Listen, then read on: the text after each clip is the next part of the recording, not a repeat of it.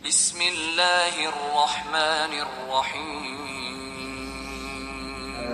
Waalaikumsalam. Bismillah, alhamdulillah, wassalatu wassalamu ala rasulillah sayyidina Muhammad ibn Abdillah wa ala alihi wa sahbihi wa mawala wa la hawla wa la quwata illa billah. Subhanaka la ilma lana illa ma 'allamtana innaka antal alimul hakim. Allahumma alimna ma yanfa'una wanfa'na bima 'allamtana wa zidna ilman wa fahman. Allahumma arinal haqqa haqqan warzuqna ittiba'ah wa arinal batila batilan warzuqna ijtinabah. Walhamdulillahi rabbil alamin. Bapak-bapak, ibu-ibu, saudara sekalian yang dirahmati Allah Subhanahu wa taala, syukur alhamdulillah kita lanjutkan serial psikologi Islam.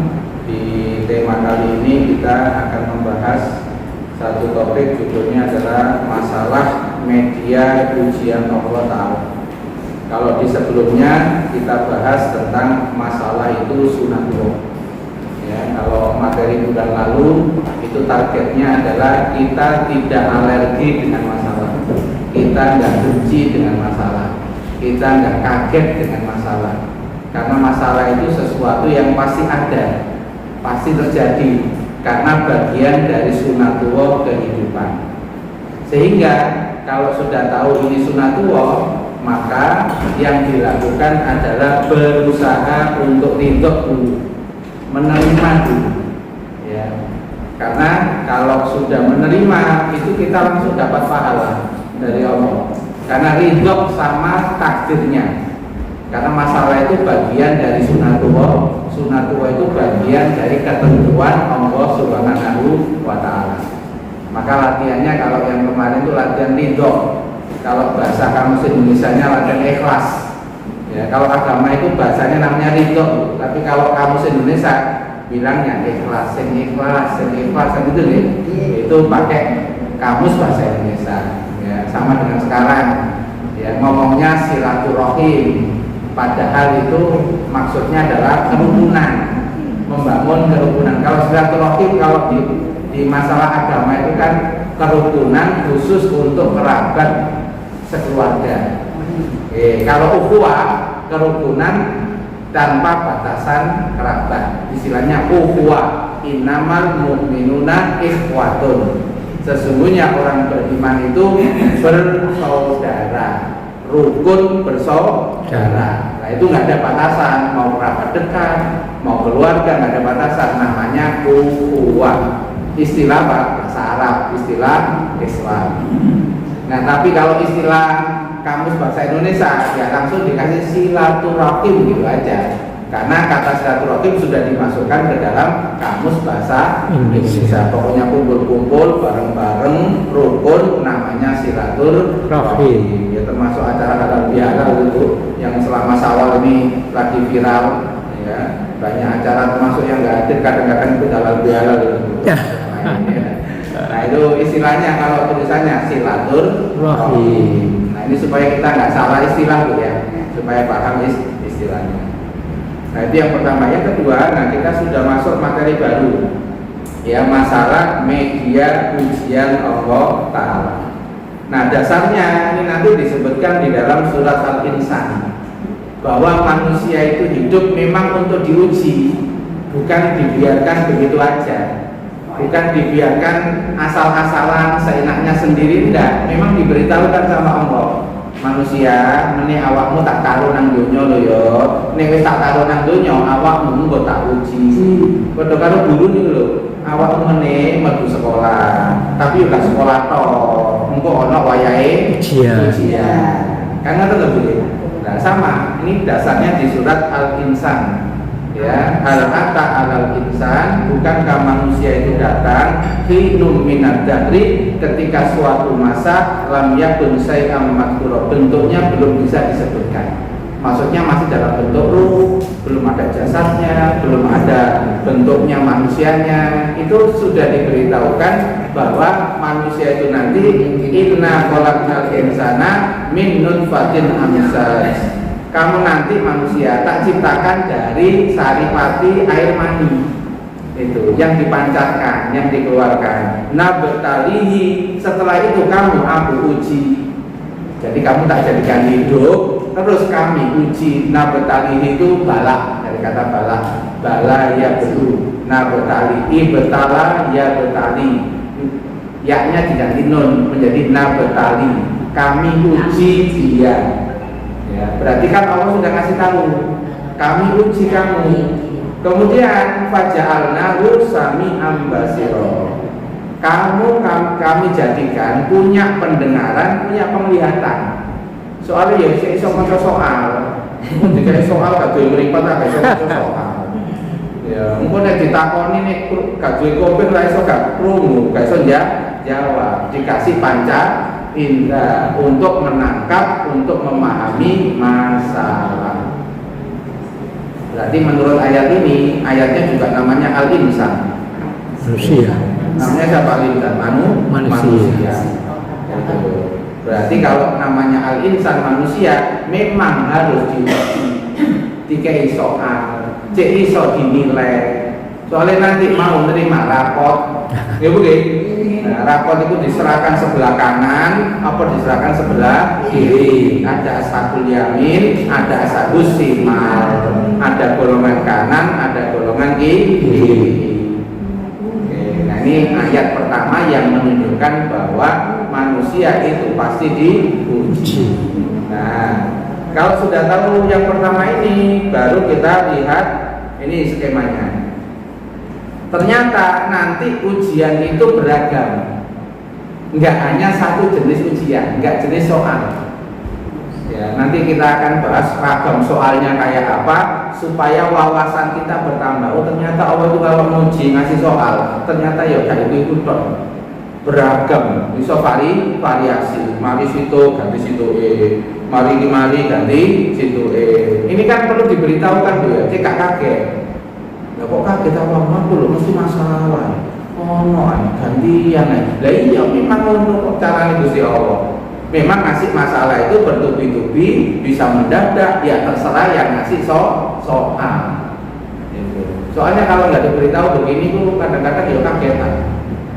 Masalah mana, kan gitu bagi. Nah, makanya belajar ilmu psikologi ini kan supaya kita punya wawasan, sehingga perspektifnya itu beda dengan yang sebelumnya. Ini sebelumnya kan mungkin kagetan. Kok masalah? Wong iku aja. Wong iku barang itu. Kira-kira masalah itu kan hubungannya kalau wong nopo? Wonten. Ada Pak? Ada. Kira-kira wong tukaran itu karo gedebok apa karo? Mesti karo wong to ya? Iya, sampai saing-saingan, sampai kemudian rebutan. Itu rebutan karo wong apa rebutan karo dia? Karo wong. Makanya nanti bocorannya salah satu jenis masalah hidup itu masalah karo wong. Tapi itu masalah satu loh Bu, ada masalah yang lain. Ya cuma salah satu. Nah nanti ya di dalam psikologi Islam itu nanti dikasih solusi. Ini ono masalah, ojo fokus kalau masalah ini. Mungkin fokus kalau masalah ini awal kesabotase. Kesabotase itu terpengaruh terus terkendali sama masalah. Soalnya apa Bu? Masalah itu di luar kita, banyak yang di luar kontrol kita. Makanya diajarin nanti tekniknya fokusnya bukan kepada masalah, fokusnya kepada dua hal. Ya nanti ini endingnya ceritanya begitu. Kena masalah, ojo fokus kalau media, kalau soalnya, tapi fokus ngelek jawaban. Enten apa mboten murid dikai soal kalau guru ini sing diomeni soal model apa, soal ulangi, soal kok ngene terus.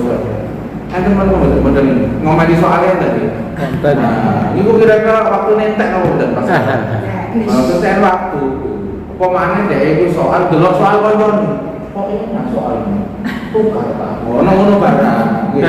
Pernah ketemu napa mboten model-model. Kayak salam sinawang lho dari wong Jawa. Gitu Pak. Nggih. Enak ya awakmu ya. Sampai sing diomong tukar tak ngono sampai gitu begitu. Nah, itu jenenge perumpamaannya seperti orang dikasih soal delok soal koncone. Terus koyo enak, terus ngelamun, angen-angen kira-kira waktune sing ngopo. Habis orang garap soalnya tapi angen-angen soalnya wong liya. Itu Iku nggak enten perumpamaan itu. Enten wong wedok nggih, kasus karo bojone. Lah mon niku ana laki-laki lain waktu alumni ya, cinta lama bersemi kembali. Lah mon niku kan sing pertama guru mari, tapi terpengaruh karo sing liyane. Kaya-kaya enak bae, jodohku ketane sing iku bae. Makanya gitu Bu. Ya perumpamannya kayak gitu. Padahal kalau pakai teori psikologi Islam ini, kalau cara seperti itu nggak selesai masalahnya.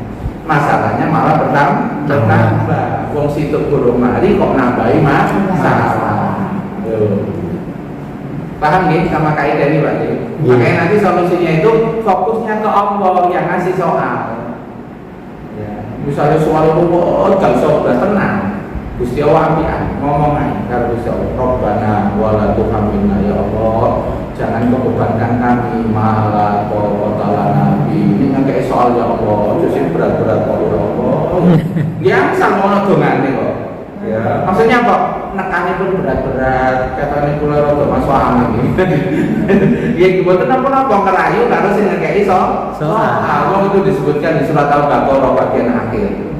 Gitu. Makanya barang siapa yang membaca 2 ayat terakhir di surat Al-Baqarah pada malam hari, maka akan dipenuhi semua kebutuhannya. Maksudnya dipenuhi itu rada enteng. Nek dikei masalah ya gak berat-berat. Iku nek dikei masalah ya gampang mari karena punya amalan membaca 2 ayat terakhir surat Al-Baqarah tadi itu. Gitu. Karena isinya doa supaya tidak dikasih masalah yang berat. Umpama pas dikai masalah kok keliru sampai jaluk sepuro doa itu. Rabbana wala tuhamilna ma la taqata lana bihi wa'fu anna lalu sepuro wa'fir lana warhamna jaluk bimbingan Gusti Allah. Ya, ini kalau dibiasakan baca ayat ini tapi maknanya dipahami, biasanya nanti kalau ada soal-soal kehidupan nggak pasti repot. Karena baca ayatnya ini pakai makna. Karena memohon pertolongan Allah.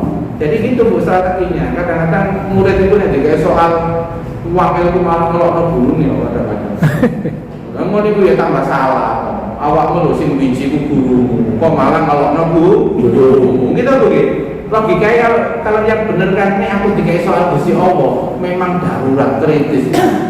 Tapi kan Gusti Allah jadi ini nggak pernah mendolimi hamba ya. Terus Gusti Allah itu disebutkan itu Ar-Rahman Ar-Rahim. Rahmatnya lebih besar daripada adabnya. Berarti ini Gusti Allah kasih tantangan karo aku.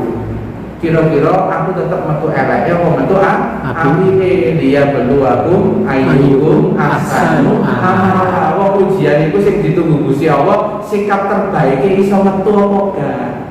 Nah Gusti Allah itu sabar ngenteni. Kira-kira yang kakek masalah itu kira-kira tambah api apa enggak wonge ini guru ngapi ya tak ngenteni. Gusti Allah ini apian ya ngenteni terus aja kita begitu nggak pernah langsung menghukum itu enggak, apalagi muslim ya. Muslim itu disayang sama Allah, orang beriman itu disayang sama Allah. Nah maka fokusnya apa? Fokus kepada Allah sama fokus cari amal terbaik. Bukan fokus pada masalah. Nah rata-rata kan ini ono masalah, malah ngelokno masalah. Misalnya media masalahnya pasangan, sing dilokno pasangannya. Engko ning media iku anak sing diutek-utek karo-karuan. Padahal maksudnya apa? Anak itu ya media, pasangan ya media, sing disasar kene. Ayo tak kei model pasangan koyo ngene tak delok awak. Kira-kira berubah apa? Kira-kira awakmu pengen memperbaiki pribadimu apa? Enggak. Soalnya rata kayak model pasangan kayak ini pribadimu ya model kayak wingi-wingi ya awakmu ya berat ngatasi. Mau pribadimu gak berubah. Wong awak itu janji nek pribadimu berubah, awakmu tak perlu. Nek pribadimu berubah, nasibmu tak ubah. Itu ada ayatnya surat Al-Waqtu surat nomor 13 ayat yang ke-11. Inna Allaha la yughayyiru ma biqaumin hatta yughayyiru ma bi anfusihim. Allah enggak akan merubah nasibmu nek awakmu enggak merubah pribadimu. Kamu dan wong nesuan karo wong sabar, kira-kira nasibnya luwih enak sing ndi? Sabar. Sing sabar. Soalnya nek sabar, wong iku nek dijak ngomong nyaman, sukses relasi lah. Pada relasinya itu duengkel, tapi dia telaten. Akhirnya kira-kira relasinya nyedek apa betul? Nyedek, wong dia bertahan sabar. Nek relasinya itu jengkel, terus ini itu ketarik jengkel, kira-kira mental apa betul? Mental. Akhirnya waduh, kok no relasi. Betul apa betul ini? Terus Karena tentu hukum fisika ada aksi, mesti ada reaksi. Kan betul? Kalau aksinya kayak seperti itu ya reaksinya kayak gitu. Tapi kalau aksinya diubah, reaksinya juga bisa berubah. Berarti kita itu kalau mau berhasil sukses ketika ada problem, nyetel awake dhewe apa terus nyetel masalah? Nyetel awake dhewe sih. Engko nyewe disetel awake dhewe. Misalnya nyetel itu sampai plus 2000, ternyata masalahnya itu min 1000, masih ngatasi nggak? Masih ngatasi, meskipun masalahnya itu min 1000. Soalnya saya menghadapi sudah punya plus 2000, saya susuk saya mulai cadangan ya, masalah liane sing min piro.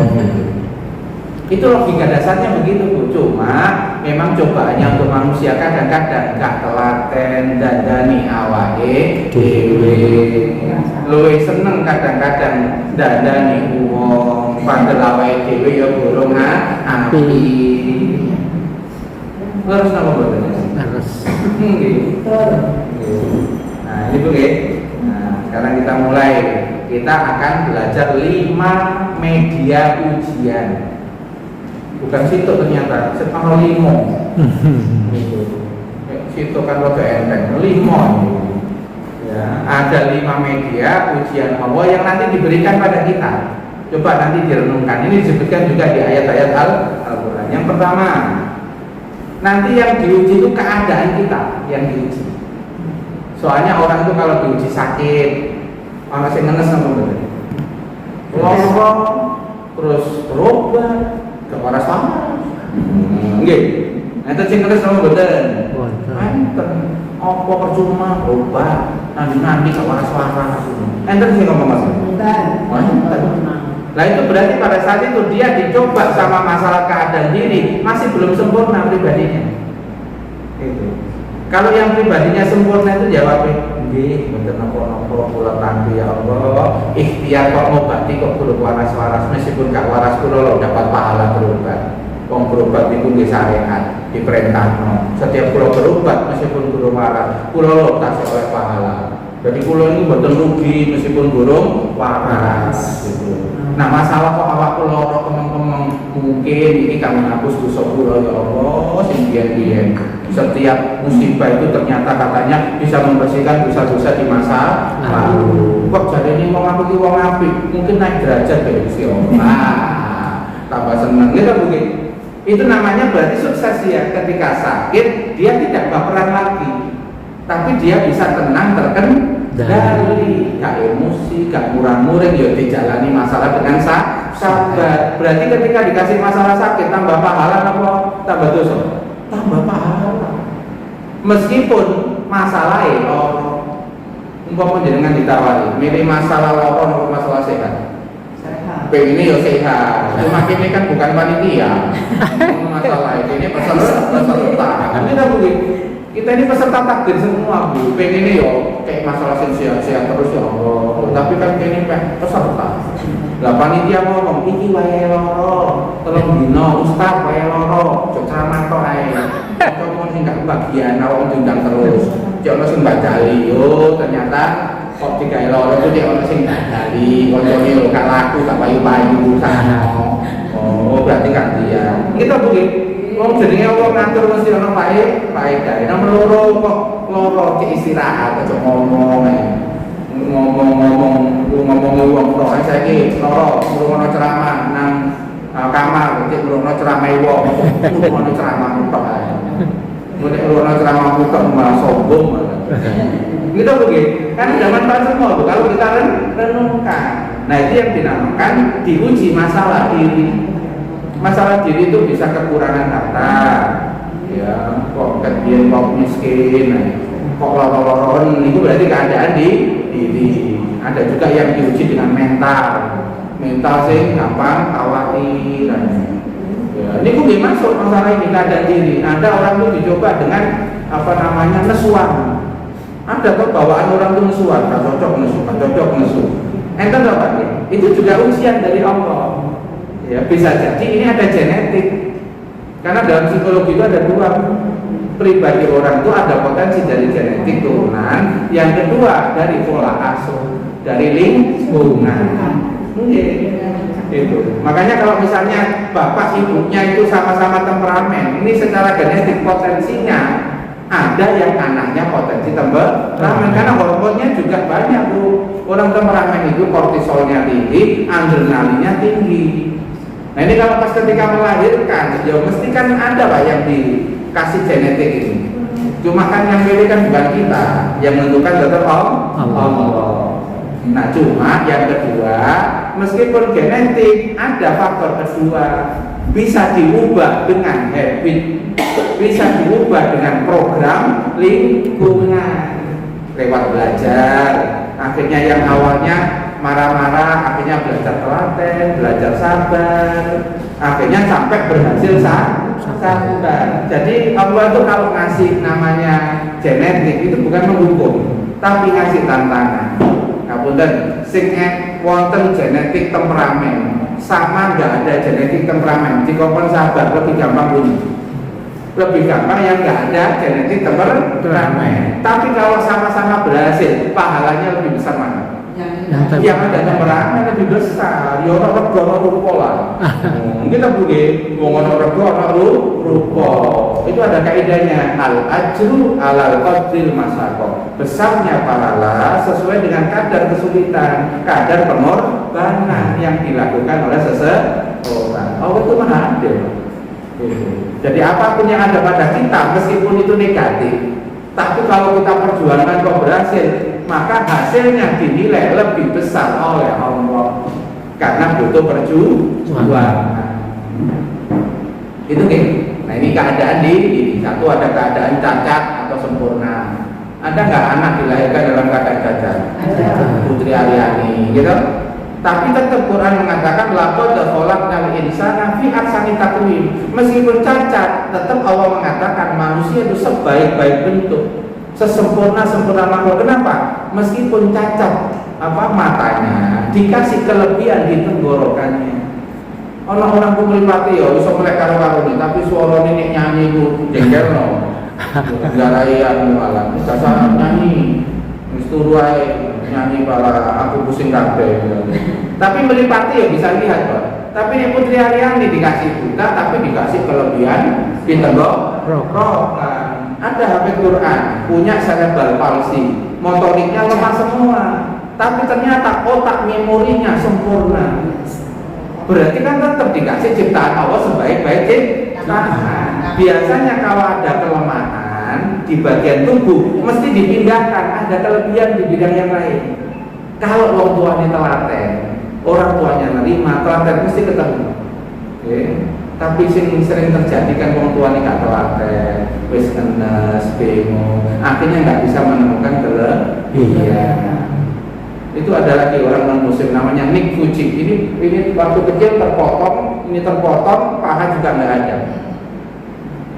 Ini ternyata apa? Besarnya jadi motivator dunia, punya 2 perusahaan, punya pegawai, istrinya juga sempurna badannya, anak-anaknya juga lahir dalam keadaan sempurna. Meskipun lahir dalam begitu, tapi dia bangkit karena dia masih punya jiwa. Nih jiwa mentalnya sehat, meskipun fisiknya cacat, tetap bisa sukses. Betul. Tapi ada Bu, sempurna jasadnya tapi jiwanya nggak sehat, itu kan sukses. Betul nih. Nah ini berarti kan tergantung pengolahan jiwa. Mau nggak apapun keadaan kita yang minim, kita berusaha mengelola jiwa.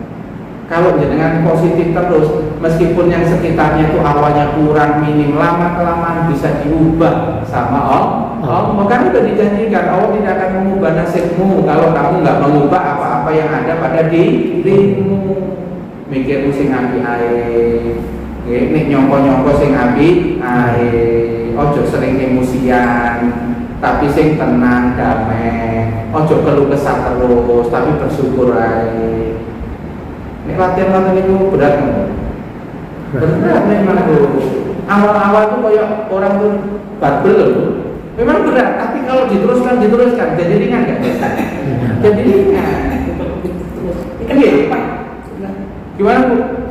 Berat gitu. Tapi kalau ini diulang-ulang, berat yang diulang-ulang nanti jadi ringan loh. Iya, enggak berarti. Betul. Iya. Kan pengulangannya tergantung kemampuan dulu, 3 kali dulu. Pokoknya nggak berhenti pengulangannya. Namanya habit itu. Jadi pola lama itu bisa diaktifkan menjadi pola baru dengan kebiasaan yang konsisten. Meskipun kecil-kecil, pokoknya ojo mandek. Sampai orang barat itu nulis buku namanya Atomic Habit. Kebiasaan yang seatom. Atom itu kecil atau besar? Kecil. Lah itu bu, ya, makanya isi koma itu ojo gelek aktivitas yang muabot terus mek dilakoni ping 3 dina ojo itu jenenge salah. Gelek ono amal sing cilik enteng terus sampai seneng lakonono terus. Itu ibaratnya apa? Ini ikut 1% sehari. Berarti kalau 365 berarti berapa persen? Dalam 1 tahun. Sudah ada perubahan 365%. Nah kebanyakan orang itu tergesa-gesa, pengen dan berubah, pengen dan cepet, mari mono gede langsung, tapi melong dinotok, mari mono keselewo. Itu di dalam agama itu nggak harus begitu kok, mulai dari sekarang yang kecil dulu dilakukan dengan senang hati. Jadi habit baru itu harus dilakukan dengan senang. Terus yang bisa kita lakukan dan ringan, jangan yang membebani. Nah nanti kalau satu berhasil, tahapan lagi akan naik dikit, yang lebih berat. Itu makan nggak telaten kadang-kadang. Ini tak begitu. Kadang-kadang yang orang sih duduk, konconya nggak distrak lapo, ngomong balik air model lama, model lama kadang. Kita begitu. Nah ini ya. Keadaan diri itu bisa fisik sakit atau sehat. Ini bisa digonta-ganti sama Allah. Atau keadaan diri itu keadaan ekonomi kita kaya atau miskin. Atau keadaan diri kita itu ketika kita bisnis rugi atau untung. Itu disebutkan di surat Al-Baqarah ayat 155. Ya, walana buanakum bisai'in minal khawfi wal ju'i wa naqsim minal ambali wal anfusi was-samarat wa basyiris sabirin. Yang diuji keadaan diri kita masing-masing. Jadi kalau misalnya tiba-tiba kok loro ya, memang loro. Diriku kadang dijebak loro. Kok aku rugi ya dodolan. Ya memang ini awakmu dodolan ku ya gak untung terus. Ya kadang dicoba rugi. Ini untung terus meni nang surga. Ono rugi belas. Ini nang dunya ku sik dioplos. Nggih Bu, sik dicampur, elek apik dicampur, enak gak enak dicampur. Lah kok kaget sik nang dunya, nggih tangi-tangi guru nang surga. Ya sik nang dunya. Betul apa betul?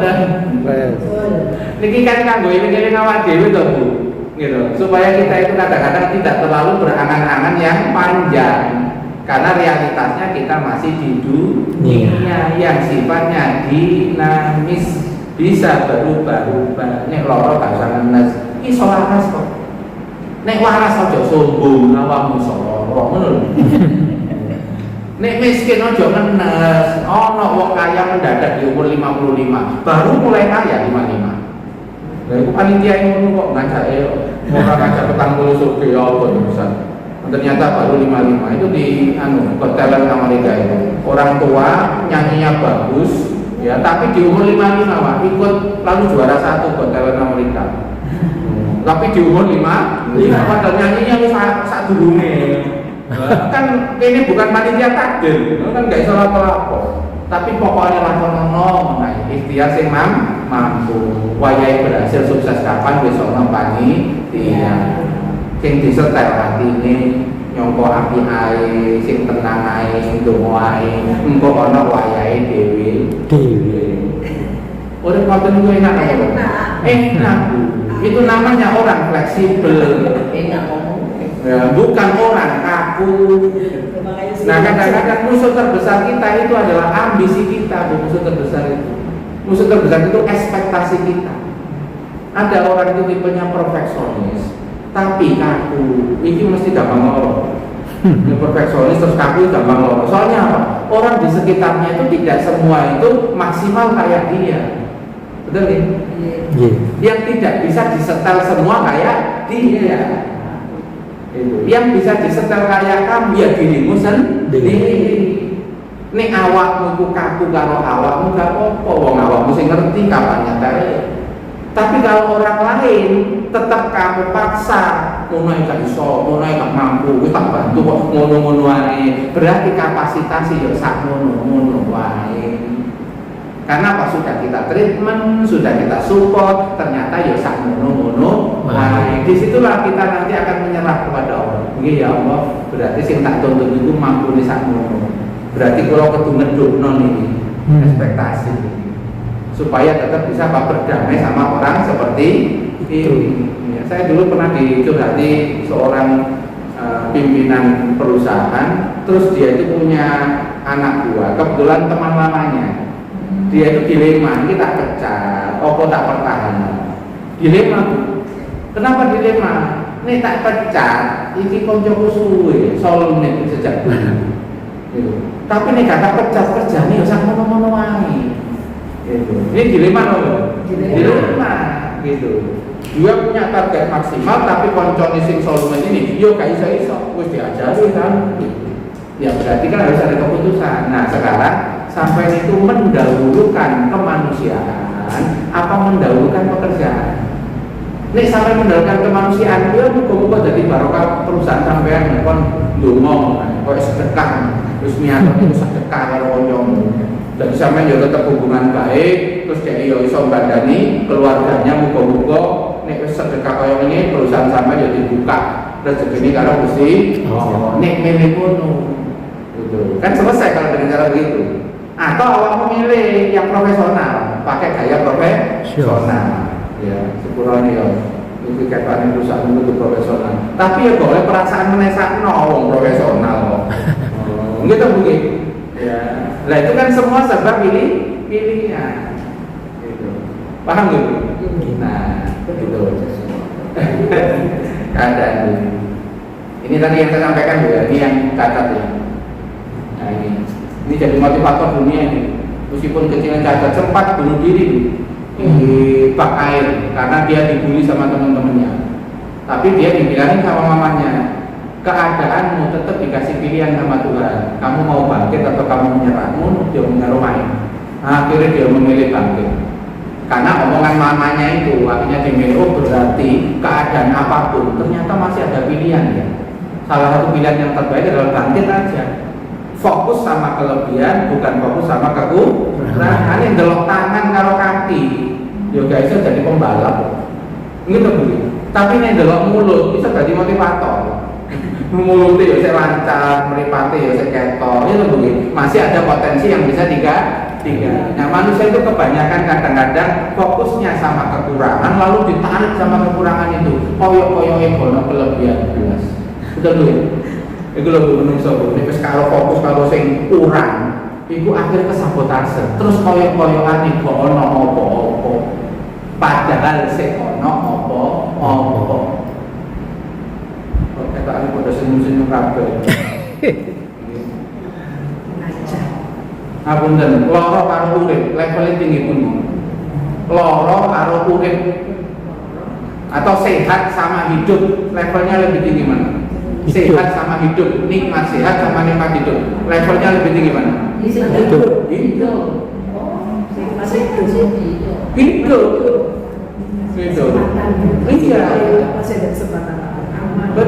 Kalau hidup berarti masih ada hukum sunatullah, dinamis, masih bisa berubah.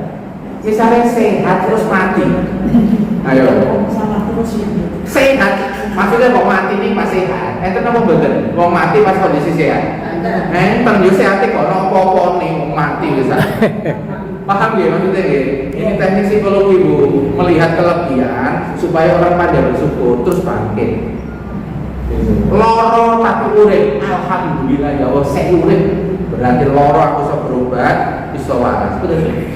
Paham gini? Urip tapi miskin. Saya semangat apa betul? Semangat. Miskin berarti bisa berubah kaya. Soalnya saya urip.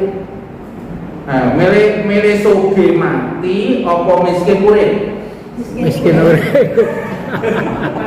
Nek jare sing guru kan iso ya sugih urip tapi guru bagianmu ngono lho masalah.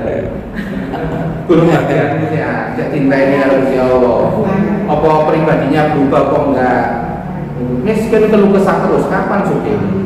Miskin males, kapan sugih? Nek pengen sugih, miskin itu ya bersyukur. Alhamdulillah saya urip ya Allah, saya sehat, bisa usaha, bisa ibadah, matur suwun ya Allah. Ngono ndonga sak ndonga ya cepet berubah. Paham nggih ilmu kaya ngeten iki? Nggih. Ini penting Bu supaya apa? Jenengan nanti menjalani hidup, orang itu kebanyakan kesabotase, fokus sama yang enggak ada. Padahal yang ada itu alhamdulillah ya Allah ada ini ya. Dengan ada ini saya ini masih bisa berkarya, saya bisa beramal, saya bisa beribadah.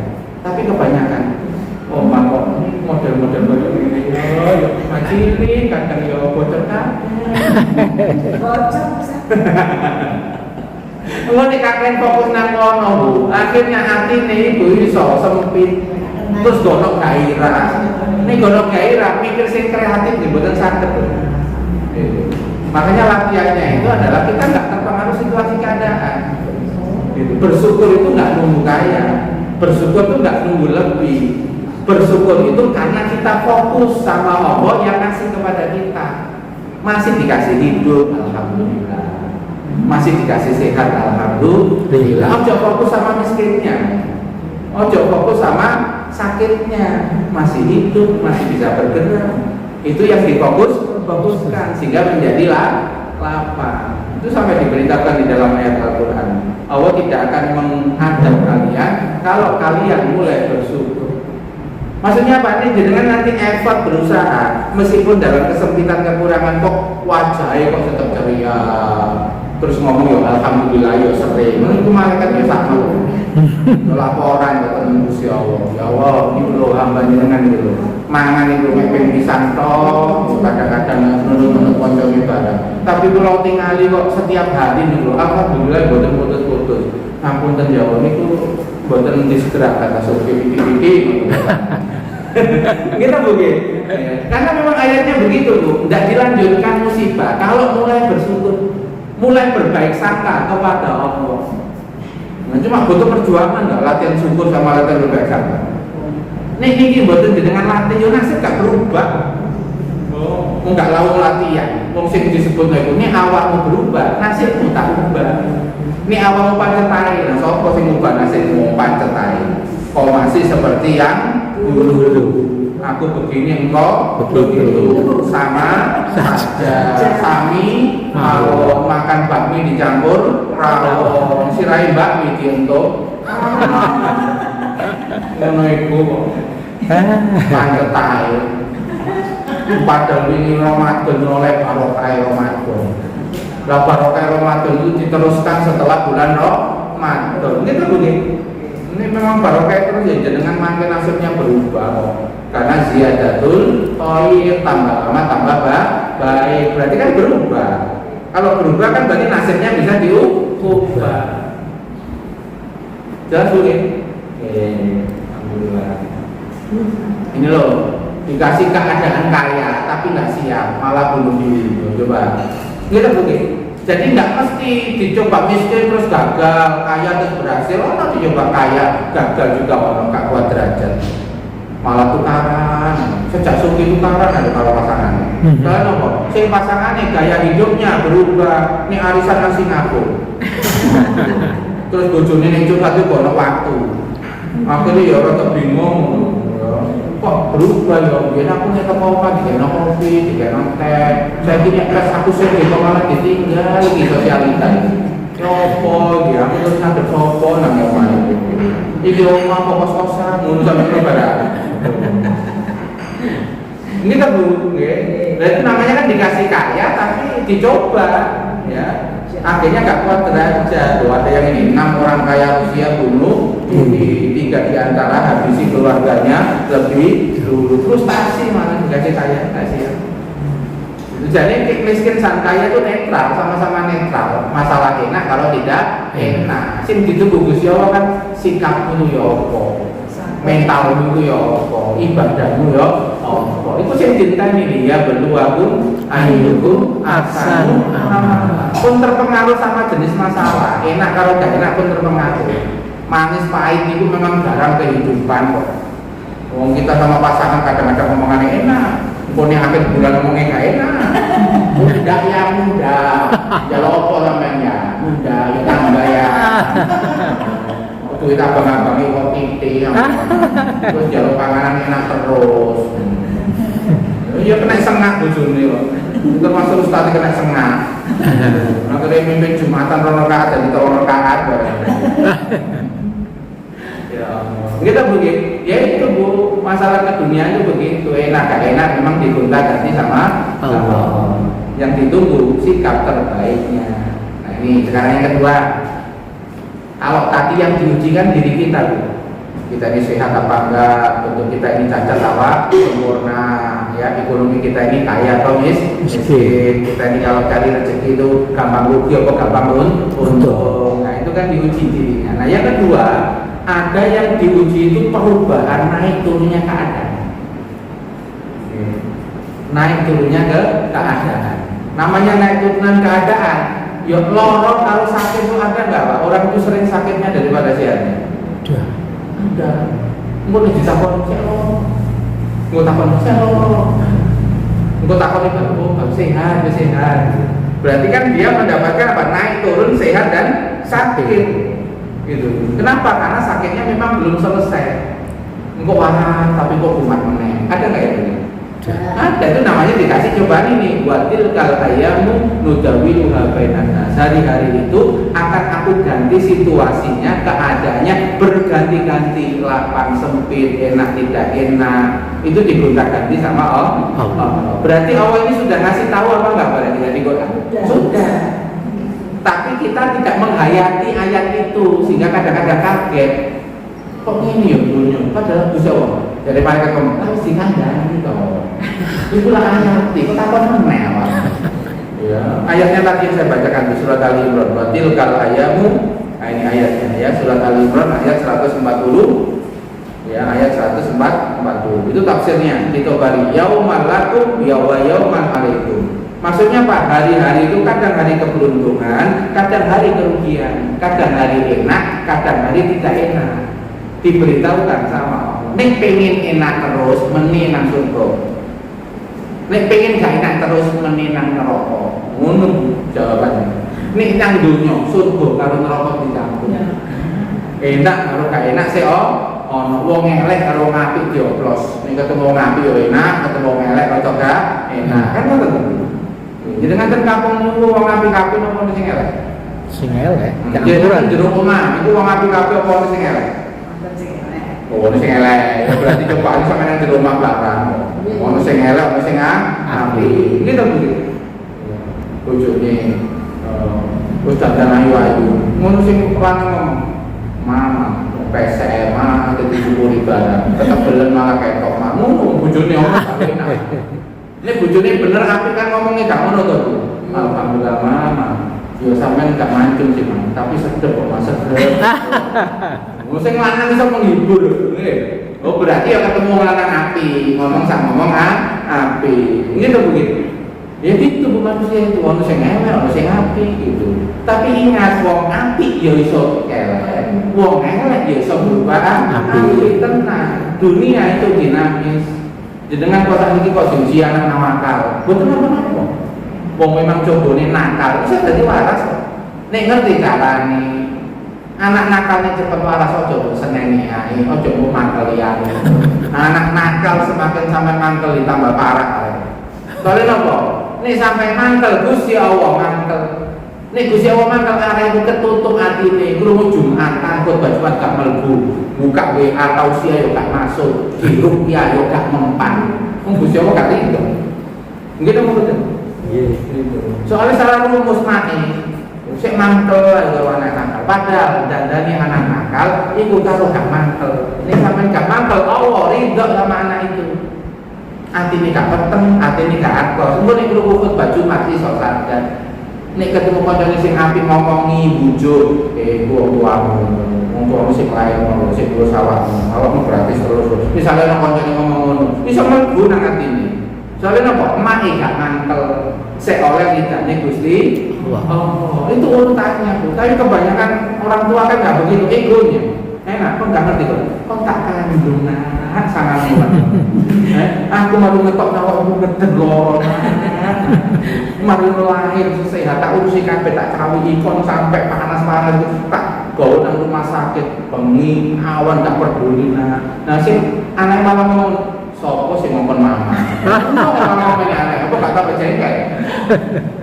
Nah, soalnya mamanya kan menunjukkan anunya, apa namanya jasanya. Nah, ini anak ABG gengsi. Jawabnya semua tahu nggak, mama itu dibujui papa sampai keluar aku. Malah ngomong, oh apa kata Pak Mantel. Gitu Bu. Coba aja Bu, kalau dikasih anak nakal itu perjuangannya ojo jengkel, ojo mantel, tetep ridho. Cuma dikasih jenis anak sing masih bermasalah.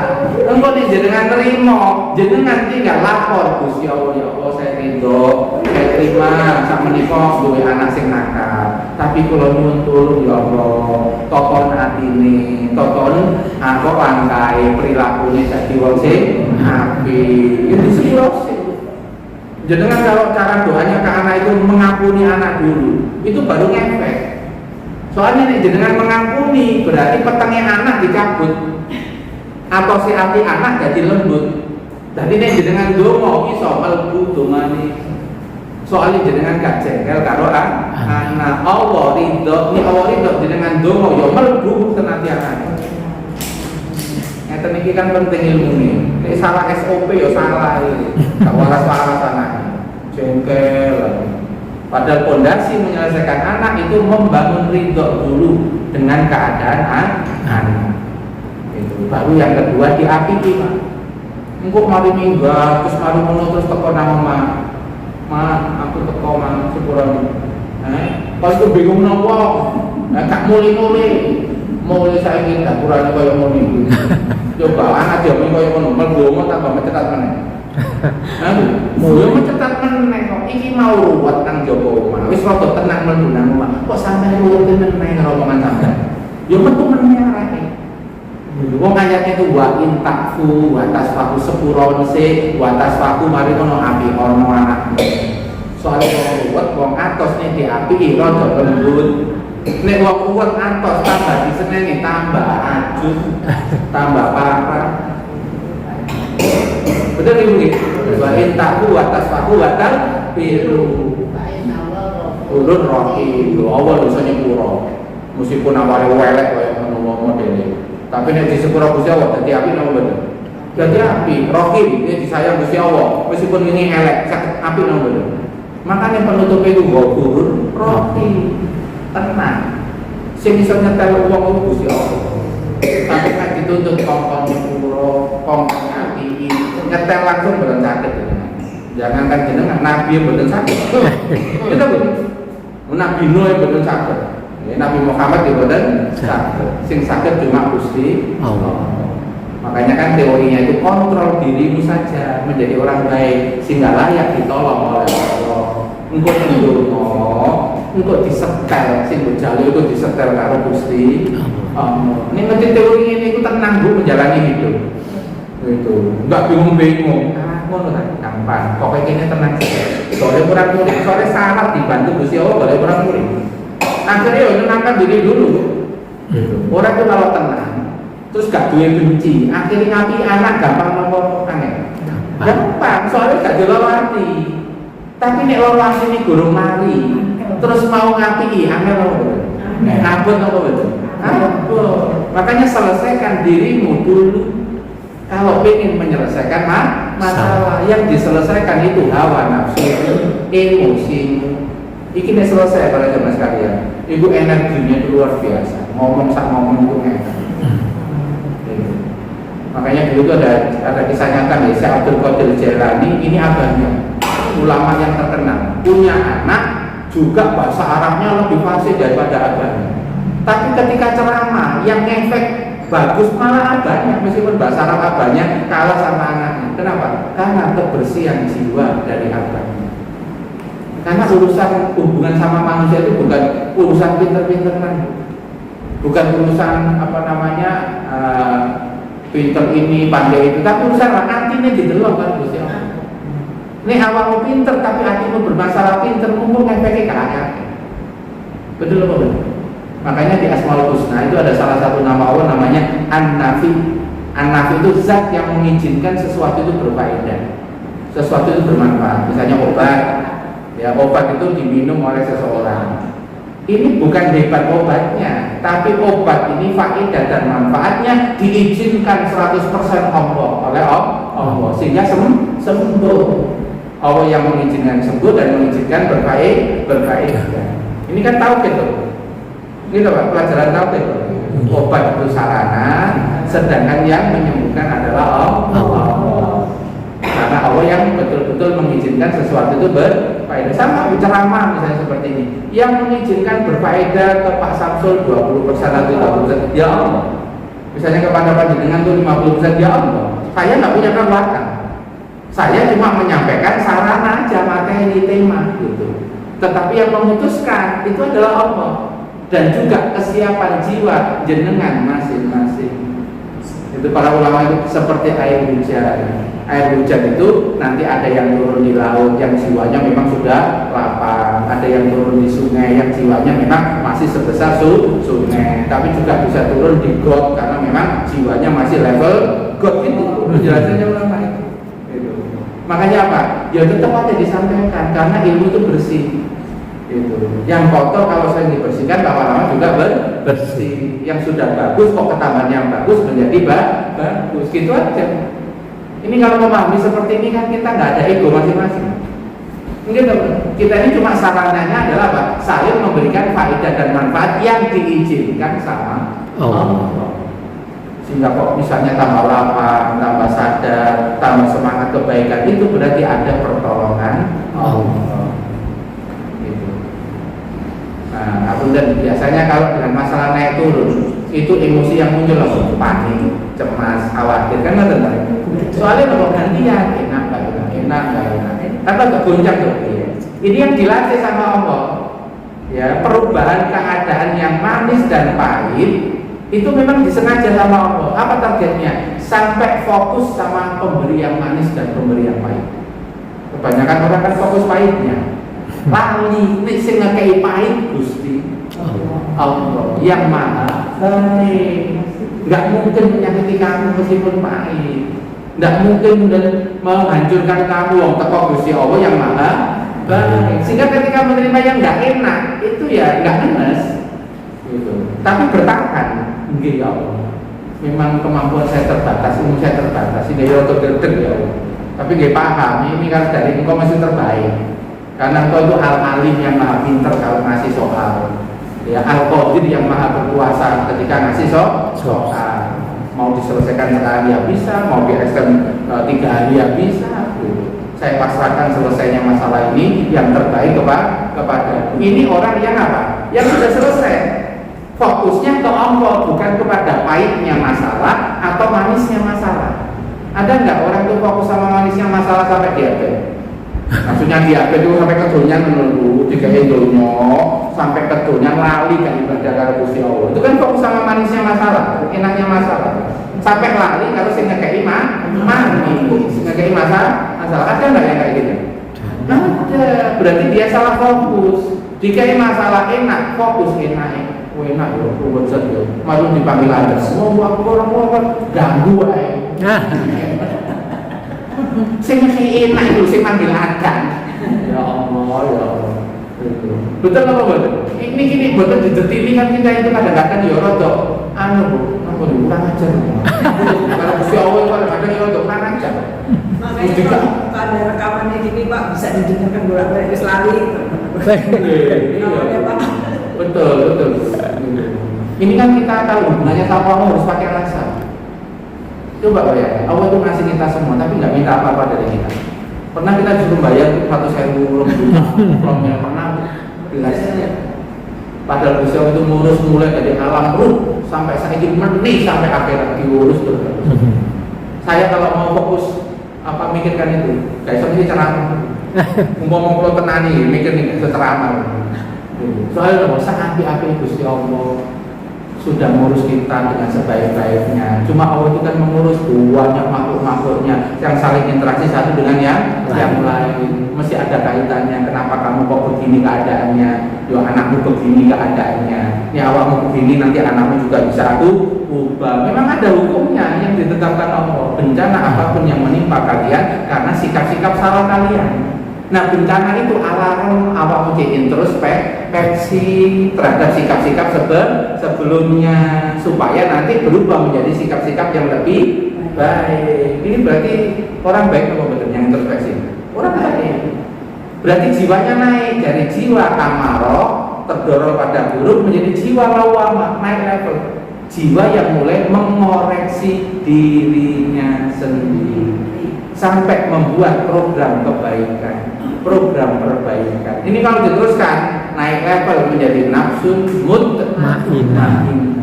Terus mari mati, ya busuk kok langsung mutmainah kok. Ya ayat Tuhan, nafsun mutmainah. Irji'i ila rabbiki radiyatan mardiyah. Wa taquli fi ibadi wa taquli jannati kono neraka. Mutmainah langsung rutin. Malbusul. Nah kita itu prosesnya itu mau ke sana. Dengan masalah-masalah itu digiring oleh Allah dengan masalah-masalah supaya pribadi kita ini tumbuh berkembang sampai mutmainah. Nek wis mutmainah wis mari ceritane ora kok apik kabeh. Ya langsung seneng kok berbunga-bunga. Nggih, dapat hadiah surga. Ceritane ngoten kok. Cuma soalnya ya beda-beda antara satu dengan yang lain, tapi endingnya mau diajak ke sana. Makanya dalam hadis riwayat Bukhari dikatakan man yuridillahu bi khairan yusib minhu. Barang siapa dikehendaki menjadi pribadi lebih baik, maka Allah ngasih musibah kepada dia. Wis dikasih bocoran. Jadi aku kadang-kadang ngasih musibah sih nggak enak. Iku aku mentraining kamu. Memang tak sengaja. Awakmu misalnya gak kesian, terus mari ngono nek noto barang sak karepe dhewe tak kirim mertuamu. Sing suka resihan, sing suka ngatur tertib rapi. Nek gak ngatur tertib rapi dhek ngamuk. Memang tak takokno saulan nang omahmu. Tak izinno.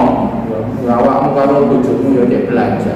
Akhirnya saulan berubah suami istri rada bersihan, rada teratur. Soalnya di training karo mak. Nah sapa sing ngerti?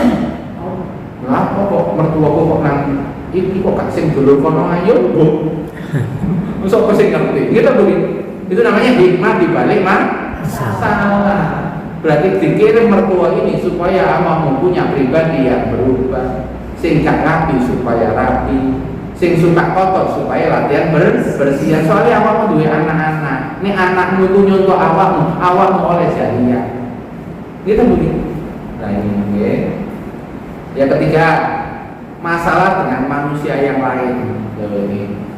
Ini mau kan sama keadaan loh, nah itu loh. Nah jenis masalah yang ketiga, kadang kita diuji dengan apa? Keadaan manusia yang lain. Contoh, ada enggak orang-orang di sekitar kita itu yang sikapnya baik, suka ngekei. Kalau dengan orang yang suka ngasih, ini kita enggak hati-hati. Akhirnya kita itu bersandar, bergantung sama yang suka ngasih. Bisa masalah loh? Bisa kalau nggak hati-hati. Akhirnya kita itu bersandar sama orang yang suka ngasih. Padahal yang benar itu bergantung kepada dia. Allah. Tetap latihan bergantung kepada Allah. Soalnya orang yang biasanya ngasih itu gak mungkin sugih terus. Bisa sudah bangkrut ya bisa. Makanya arep-arepnya itu udah sampai salah.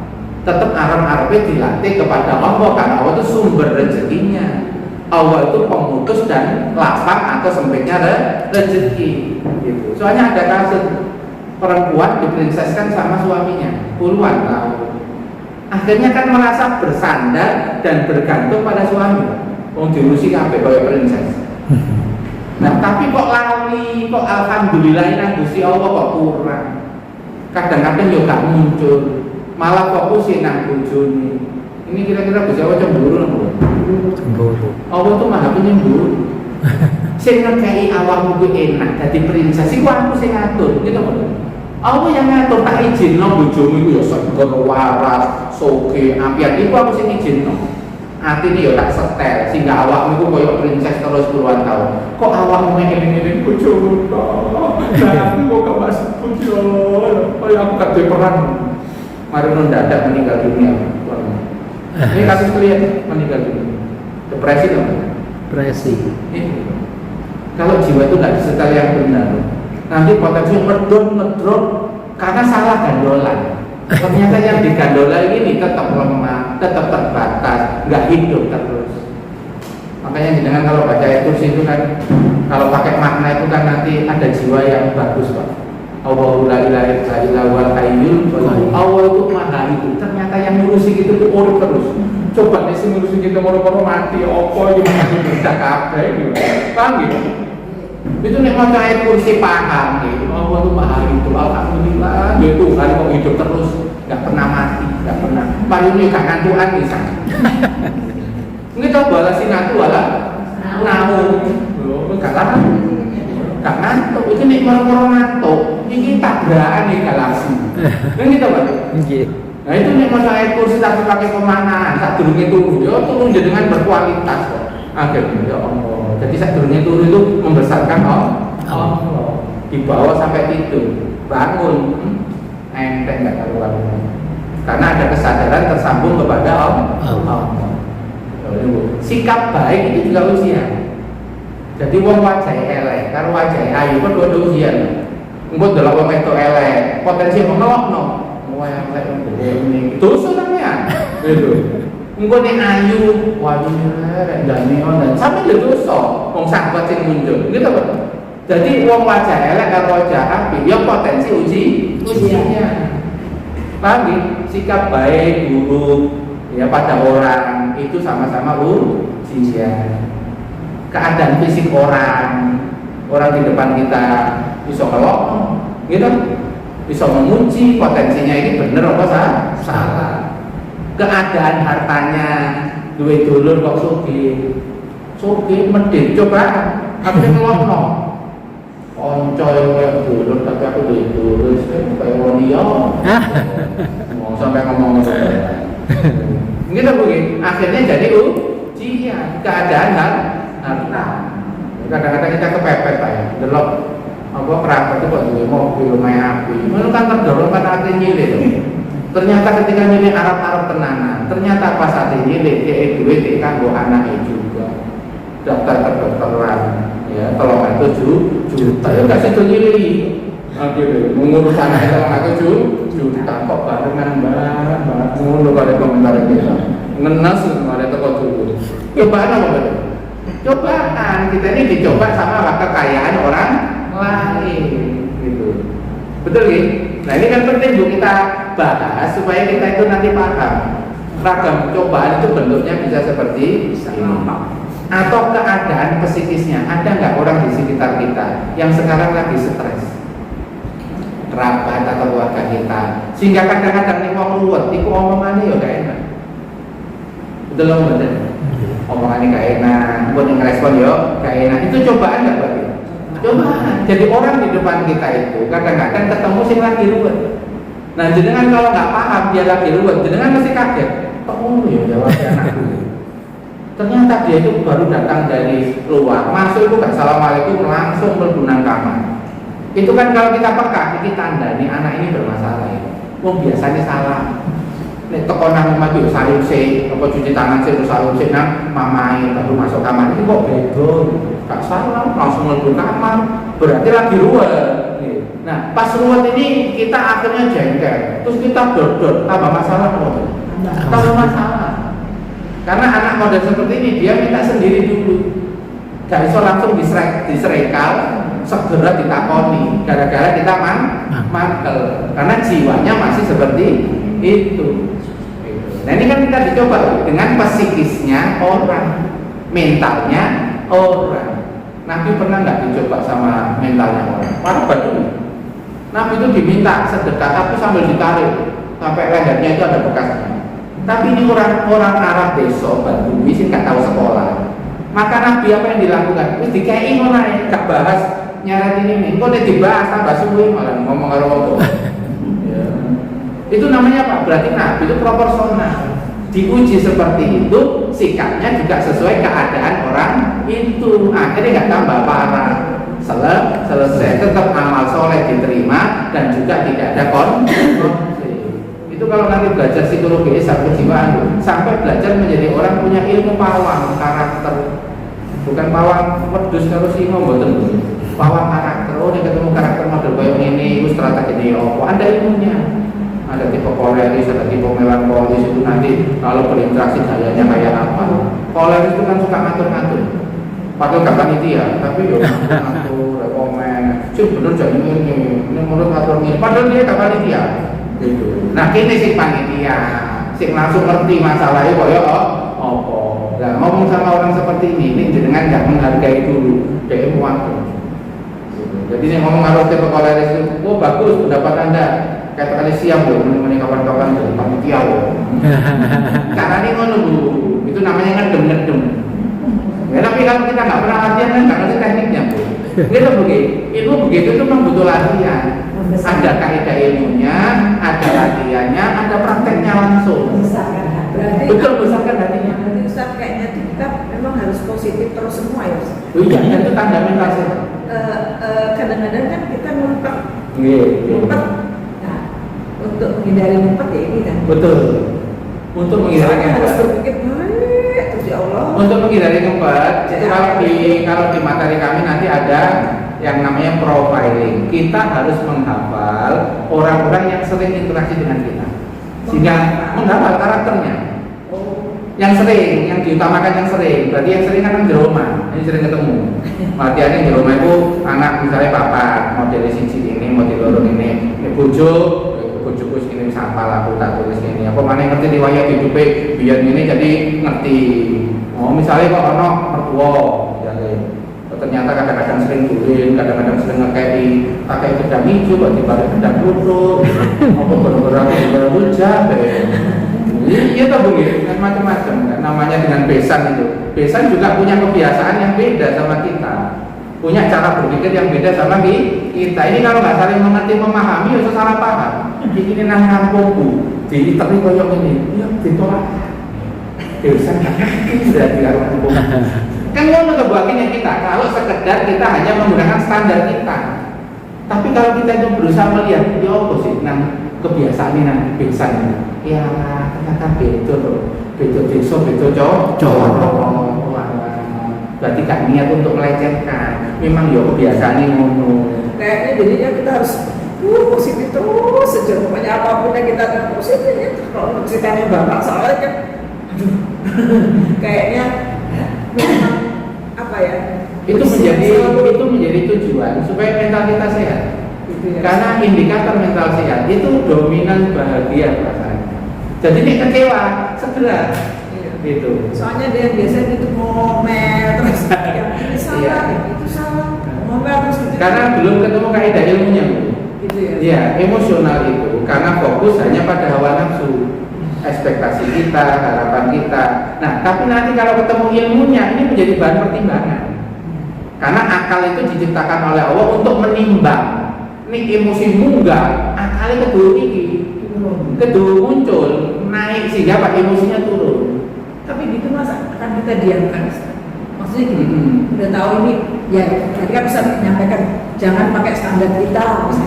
Tapi kalau memang ini satu contoh, ada sudah acara 1, 2, 3, 4, 5. Pada saat perjalanan nggak kasih tahu, nggak protes, nggak apa, maksudnya acara ini sebenarnya nggak usah lah, gini misalnya. Nah, pada saat pelaksanaan baru dia ngomel, itu kenapa aku suruh rusak, kenapa itu terus ini percakapan gitu. Nah ini yang kita tahu gitu, kenapa pada saat di-share kok nggak dikasih tahu, kok enakan di sini aja gitu ini. Nah itu loh maksudnya kan sebenarnya kita harusnya mengingatkan apa enggak kepada yang ngomel terus ini. Nah ini kan berarti perlu kita baca karakternya. Karakternya. Nah, biasanya kalau karakter seperti itu, berarti ini kan ada karakter untuk menonjolkan dirinya. Menonjolkan dirinya bahwa aku ini juga berperan. Aku ini ya ono perane, ono nilainya, dan bentuk peran dan nilai saya. Aku yang ngomong. Bukti ini aku gak cocok kalau pendapat yang sedang berjalan. Ini kita harus baca seperti itu, bahwa dia kebutuhan jiwanya itu adalah butuh untuk dihargai. Butuh untuk dihargai, diakui dan dihargai. Kebutuhan jiwanya itu. Nah, untuk memperbaiki orang seperti ini memang bukan 1 kali 2 kali. Tapi caranya kalau kita pengen ini nanti nggak muncul terus, berarti kan sudah kita hafalkan. Oh, alah nanti kalau kita buat acara, berarti secara khusus aku tak ketemu kalau ibu yang ini, gitu. Terus tak takoni langsung. Betul, karena ini masalah itu. Itu caranya begitu. Nah itu nanti caranya begitu. Jadi kan ibaratnya kayak modelnya dianggap sesepuh, itu misalnya begitu. Dianggap orang yang memang dia harus diajak. Meskipun aku itu gak ngomong langsung tapi awak menang aku lah. Oh ini aku ini memang penting, harus punya manfaat. Memang begitu kalau mau memperbaiki orang ini, karena kebutuhan orang ini kayaknya dehidrasi. Ya, terhadap pengakuan dan terhadap penghargaan. Biasanya maksudnya dari masa lalu. Apalagi kalau sudah masuk trauma. Kalau punya trauma di masa lalu, bahwa dia di masa lalu, di masa kecilnya pernah mengalami satu keadaan tidak dihargai dan tidak dianggap. Itu nanti munculnya di masa-masa yang akan datang, termasuk masa tuanya, ketika masa mudanya belum dapat treatment yang benar dari orang-orang sekitar. Itu nanti, gimana Bu? Tanpa sadar itu yang muncul. Betul, karena belum dirawat, belum ditreatment oleh orang-orang sekitar. Seumpama itu masa muda waktu suaminya misalnya, itu ngerti ilmu kejiwaan, ngerti istrinya yang kayak begitu, mesti dia nanti suaminya akan ngasih apresiasi. Makasih ya mama hebat loh, aku bisa sukses kayak ini. Mama ngatur anak-anak seperti ini, makasih. Dan dia merasa dihargai gitu. Ini kalau suaminya tahu ilmu jiwa, ini terobati kalau suaminya tahu ilmu jiwa. Terus misalnya anak-anaknya terus bilang gini, "Mah, tahu nggak Mah? Waktu hujan ya SMA kelas 3, Mama lo pakai payung." Itu tak ingat terus. Mama itu bagi aku itu penting sekali. Aku ingat tuh bawa payung. Itu begitu isi baterai jiwanya itu besar banget itu. Kalau anaknya ngerti. Nah itu kalau misalnya dibawa ke psikolog itu biasanya nanti teknik penyembuhannya namanya support keluarga. Jadi yang diberi itu suami sama anak-anaknya. Misalnya yang ibu ini misalnya dibaca sama psikolognya Bu ya, kebutuhan jiwanya ini. Nanti yang di training itu ya suami sama anak-anaknya, cek kompak. Jadi yo kayak drama-drama orang di rumah. Karena memang mau menyembuhkan kebutuhan jiwa orang ini. Tapi kalau ini nggak ada, ini berpindah ke lingkungan luar, ke komunitas. Tapi komunitas ini harus mengerti ilmu jiwa, yang jadi pimpinan tahu ilmu jiwa. Pokoknya yang inti-inti. Jadi ini orang anak buah atau ada orang yang sesepuh kok mulai begitu, nah itu langsung masang strategi supaya nanti terjadi penyembuhan massal, tapi disetting sama pimpinan komunitas, tapi sebelumnya di briefing dulu sama yang ngerti ilmu jiwa. Itu saya sama istri itu pernah membantu di sebuah sekolah karena ada satu guru yang bermasalah. Jadi guru ini jadi pimpinan tapi benturan dengan yayasan. Ya, padahal yayasan ini paling tua, tapi bisa karepe dhewe. Gitu. Kayak wis pinter terus luwe cepet. Padahal ini nggak nyaman ini yang dibawa ini. Nah ini kan berarti kan perlu ketemu ternyata pimpinan yang sedang melakukan ini ada problem kejiwaan. Di track riwayat masa lalunya ternyata memang ada problem kejiwaan. Orang lalu kejiwaan kan mengkomunikasikan pada orang lain kadang-kadang kesulitan. Yang dilihat versinya dia. Nek menurutku wis apik kok, aku ya pinter ngerti analisa lapor ya rasa. Yayasan sing ngurusi. Padahal yayasan delok itu nek mbok lakoni ngono. Pertama, yayasan akhirnya wis gak punya apa-apa. Kaya awakmu pimpinan seluruh apa? Seluruh yayasan padahal kamu bukan level ya yayasan. Paham gitu? Nah, itu begitu Bu, ada tekniknya. Itu. Ya memang bertahap ya belajarnya gitu. Apa ya? Ini kan masih ilmu-ilmu yang tidaknya selalu kita memberi kesempatan kepada yang peserta. Sebaiknya gimana acara ini sudah saya susun, adakah masuk akal? Betul, itu yang dilakukan. Ya soalnya dengarnya juga nggak enak. Ya, dan kadang-kadang ada juga yang pendekatannya harus personal, nggak bisa dibalaskan, harus personal. Kalau tipe orang-orangnya sensitif, kan ada juga Pak ya, orang sepuh sensitif kalau dibarengkan orang itu malah dia nggak bicara, tapi kok bendor budi. Gitu. Nah itu makanya kadang-kadang pendekatannya ya kita uangkan nih istilah orang Jawa ya, kita ajak ngobrol secara khusus dengan tim misalnya, sehingga itu cara pencegahan supaya nanti nggak muncul kasus-kasus sebelumnya, lebih elegan gitu. Dan tidak merasa beliau digurui, tidak merasa beliau itu dikucilkan, tapi kalau kita sudah biasa ketemu orang kan kita kalimatnya pangunten di sebelumnya kami ini mukadimahnya harus bagus kan gitu. Yang penting kan mukadimah dulu loh, baru kita kembali kepada inti. Itu Bu, memang kalau sudah ngurusi sebuah komunitas, saya kan punya komunitas Jawa Timur, Jawa Barat, juga ada pengurusnya juga yang online. Kadang-kadang kan ketika ada acara kadang-kadang menurut versinya. Nah tapi ini menurut versimu, ini loh posisi pimpinan kan gawatmu, boleh menyampaikan, tapi jangan memutuskan, karena posisimu di situ. Gitu. Nah itu kan namanya kan tahu posisi tuh Pak. Ya, tahu peran sesuai batas dan kapasitas. Gitu. Nah, pimpinannya juga harus bijaksana. Oh, mungkin ini punya dorongan, pengen ngatur, pengen mengelola. Ya, mungkin orang nggak cocok. Ya, kita responnya tetap menghormati. Oh, coba dijelokno. Oh, nggak mimpin, nggak mengelola lah, kok nanti ngatur. Jangan begitu. Itu namanya menabrak zona ininya, malah nanti tukaran. Tetap kita bahasanya itu menghargai, karena memang itu kebutuhan jiwanya seperti itu. Ya insya Allah bagus ya, masukannya nanti kita proses. Moga-moga ya, ini kalau kita praktekkan sekarang ini saya juga nggak tahu bisa enggak ya. Tapi nanti mungkin acara-acara akan datang ini masukannya. Itu gaya bicaranya begitu. Kalau sudah bicara sama kebutuhan jiwa orang sepuh yang kebutuhan jiwanya butuh pengakuan dan butuh penghargaan untuk membantu mengobati beliau. Karena sakit. Iya, karena sakit itu. Jadi kitanya nggak jengkel, kasihan. Namanya ngomong, bu, kasihan itu merawat ngomong. Gitu. Bukan jengkel. Gitu. Ini jengkel yang nggak bisa merubah. Itu harus bersih jiwa. Betul Bu latihan. Ini kan beberapa tempat kan memang saya buat serial mental sehat dalam Islam, yang materi terapan, yang kajian di masjid itu. Ya soalnya kan ketika orang itu mentalnya nggak sehat, dia mesti ketemu urusan masalah, ketemu orang masalah. Sehingga kan perlu materi khusus. Itu penting sekali. Gitu. Makanya untuk bulan-bulan ini kan beberapa tempat titik masjid itu kan saya seragamkan. Temanya itu serial tentang mental sehat dalam Islam. Ya percaya nih bisa 7 kali atau 10 kali mungkin untuk materi ini. Karena memang mau kita masukkan supaya ini masuk ke masyarakat. Sehingga masyarakat itu kalau ketemu masalah, ketemu orang, itu senantiasa yang difokuskan gimana mental saya tetap sehat. Ojo nolong uang tapi malah nyakiti awalnya. Ketoannya menggembirakan uang tapi dia sedih itu namanya nggak sehat. Itu, ya. Itu gitu. Itu dirinya sadar apa enggak dengan dirinya itu. Orang kalau sakit Bu, ya orang kalau sakit, apalagi sakit mental, dia nggak sadar. Karena yang teriak-teriak itu alam bawah sadarnya. Dia terdrive oleh alam bawah sadarnya. Yang masa lalunya dia nggak dapat. Kayak orang memberontak itu dehidrasi. Itu. Jadi di fase tidak sadarnya, ya akan keluar, dia nggak masuk akal. Terus tua tomo ya, kok sok-sokan.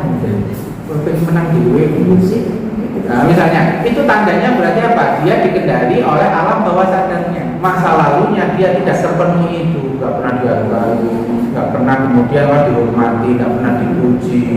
Ya ketika di masa tuanya, padahal ini dorongannya termasuk dorongan besar yang ada pada dirinya, nggak bisa kendalikan. Sehingga kadang-kadang akhirnya penampakannya itu ya sok-sokan. Terus kita atau yang mengatakan diri stres gitu. Ya memang di dalam jiwanya itu Bu terjadi keruwetan, nggak bisa diurai. Ya, dan dia nggak bisa mengurai dengan secara mandiri karena dia ada keterbatasan. Keterbatasannya apa? Alam bawah sadarnya itu yang mengendalikan, traumanya itu yang mengendalikan. Nah, trauma itu harus terapi. trauma itu.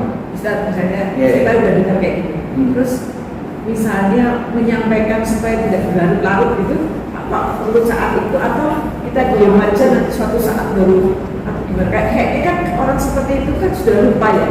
Maksudnya lupa tuh gini, tambah lama percakapan itu aja terus. Nah harusnya kan bukan apa-apa sebesar apa tuh ya udah berilmu, agamanya juga sudah bagus, amalannya udah bagus. Harusnya kan apa ya, ingat nggak gitu terus itu nanti lagi ingat lagi ngomong lagi. Ada spidol kan, saya jelaskan dulu nih supaya dengan paham ya. Aku jelas RS. Oh, ini kan ya. Oh, ada.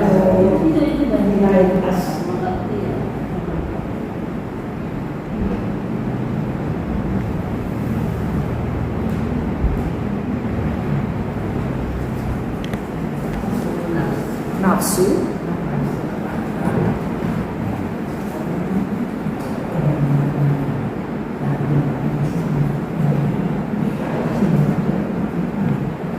Kemudian, Bego, di dalam tubuh kita itu nanti ada yang namanya nafsu. Ya, nafsu ini tempatnya harapan, tuntutan, ambisi, perasaan, emosi. Ini tempatnya namanya hawa nafsu. Nah, ketika hawa nafsu ini di masa lalu kena trauma misalnya apa? Dia tuh pengen tapi sering nggak melakukan keturutan. Kira-kira nyimpen nggak rasa kayak ini? Harap-harap tapi sih diharap-harap ya gak ngerti ya pancetai. Ketika dia fokus sama harapnya, kira-kira ini yang kuat gak ini? Nafsunya itu. Kira-kira lama-lama kalau cara modelnya dia begitu, nafsunya ruwet kan? Seperti misalnya tadi kasus itu tadi. Dulu di masa lalu pengen sih saya itu melakukan sesuatu buat dipuji. Saya prestasi, boyo kayak jempol. Ternyata bapak ibunya nggak peduli. Prestasi kok sakarapmu. Padahal dia sudah berjuang, tapi nggak dapat itu. Ngenes kan? Tersimpan ini ruwet kali ini. Ruwet. Gitu. Ketika dia SMA juga gitu. Ketika punya suami ini ya pada ngenes kan? Semua kira-kira nih, kamu dan ruwet nggak ini? Ruwet. Itu. Nah, kalau nafsu ruwet, ini namanya apa? Jiwanya ini berarti ruwet semua. Nek ruwet semua, misalnya ini punya ilmu, ya, ini tempatnya ilmu, terus belajar ya ngaji macam-macam. Ilmu ditambah ruwet. Coba ya, di dalam ekonomi ilmu, tapi lo dua ilmu lagi ruwet. Ilmu ini mentu no betul. Yo boten, yo kesimpenan jero. Karena ruwet tadi itu. Jadi nek wong niku ra dikumat, mboten niku kalau pakai istilah kumat. Kumat ngomong nih, gak enak nih, wajahnya elek, terus karepe dhewe. Ya, itu maksudnya apa? Ini Bu yang lagi jalan, lagi muter. Ini kalau di otak nanti namanya otak bagian tengah, otak emosinya itu bergetar terus. Namanya tersabotase sama amigdala, bagian emosi. Kenapa? Karena masa lalunya ini terus bergetar. Ini bergetar akhirnya apa Bu? Oksigen, nutrisi dibawa kepada otak emosi semua, sehingga otak berpikir, hei, mikir rodo on. Maksudnya pas lagi kumat itu rodo on. Itu ceritanya begitu yang terjadi pada jiwa kita. Nah, kalau mau mengobati supaya pinter itu metu terus, sing apik metu terus, ininya harus diobati. Diobati itu pakai apa Bu? Yang pertama, orang-orang sekitarnya itu ya boleh melawan DE, boleh apa melawan dia, dikai vibe positif, dikai energi positif. Kan dengan lihat itu kan lo lucu kan, tuh tapi kayak sini disenyumi, itu. Tapi kan dengan kan lo aksos, saya nggak ngerti ilmu nih. Wow, disenyumi. Nggak semua bisa. Nah itu makanya kalau di dunia psikologi ini orang satu keluarga kalau kena kasus ini psikolognya itu mengumpulkan sehat-sehat di briefing supaya bisa support emosi positif kepada beliau dan istiqomah terus menerus. Itu salah. Kalau orang-orang terdekat ini bisa melakukan apa yang disampaikan oleh konselor, tapi kan harus di briefing dulu, harus diajari dulu. Namanya support keluarga dalam terapi psikiater gitu. Itu yang dilakukan. Nah, kalau yang dilakukan psikiater itu kan karena dilihat hormonnya bermasalah apa enggak. Di hormonnya kok sampai naik turun nggak karu-karuan. Nah, berarti akhirnya dikasih obat kimia yaitu pengendali hormon. Ya tugasnya psikiater gitu. Kalau tugasnya psikolog, ya konseling, memberikan support emosi positif orang-orang sekitar harus diajar. Ini kalau rutin Bu, ya misalnya yang di komunitas orang-orang tertentu yang sering interaksi kok ngerti caranya, ibaratnya ngomong tua tapi koyo arek cilik, itu begitu ngomong, yo dienak no, dinyaman no, yang lain itu ya diwongkan, ini ono apa-apa dimaklumi. Ya kita rada banyak goblok-goblok titik demi keselamatan. Ya dalam rangka memang ini untuk mengobati. Ya. Nah yang kedua nanti kalau pakai spiritual mendoakan Allahumma firlaha warhamha. Eling orang ini doakan Allahumma firlaha warhamha. Oh coba terus no wa wa'ala. Kalau lu tahu loh. Lama meninggal dunia lah.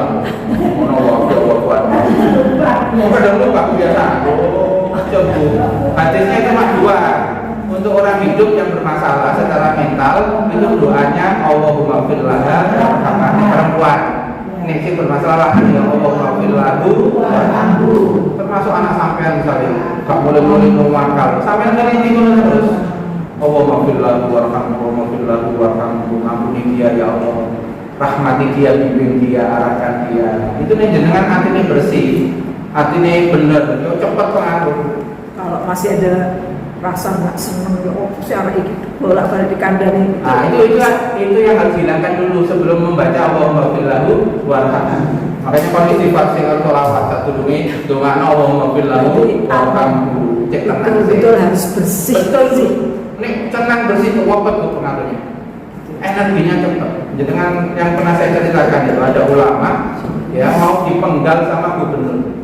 Murah-murah gak karuan gubernur. Ini sama ulama ini, beliau itu gak marah sama gubernurnya, malah dimiliki, didongakno gubernur. Ya Allah, jadikanlah marahnya gubernur itu badan wassalaman, dingin dan menyelamatkan. Sebagaimana engkau dulu pernah menyelamatkan Nabi Ibrahim. Itu dibaca, terus datang ke istana. Ternyata datang ke istana gak dipenggal, malah diskusi tanya jawab, malah dikasih minyak wangi, malah diantar pulang, lo berubah.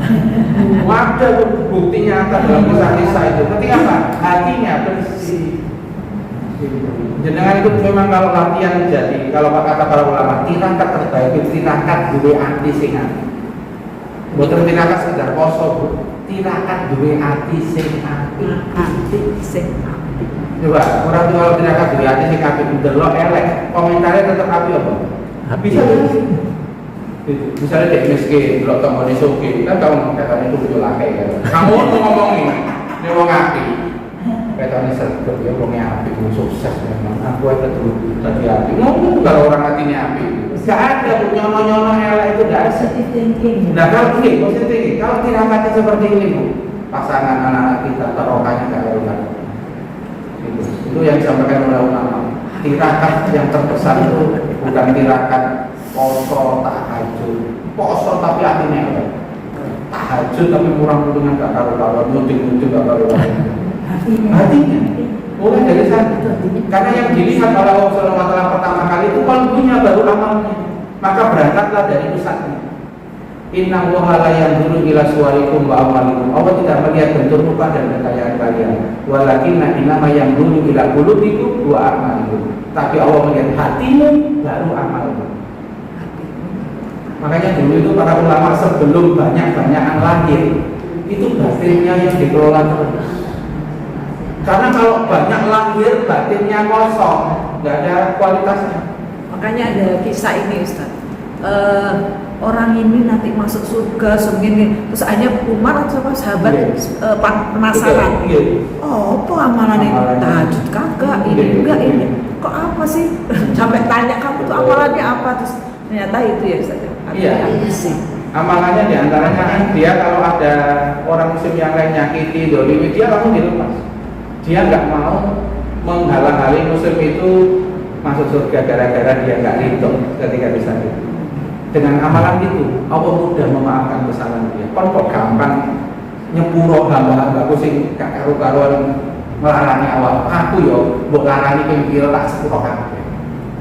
Nah, kita ini gampang nggak menyakiti Allah? Mudah, ibadah yo gak dilakoni. Kan ngoten niku. Nah, kan padha karo untuk menyakiti Gusti Allah kan merintah gak dilakoni. Nek awakmu menyakiti aku gampang nyepuro. Nek awakmu disakiti hamba-hambamu yo gampang nyepuro. Aku kan tergantung kamu.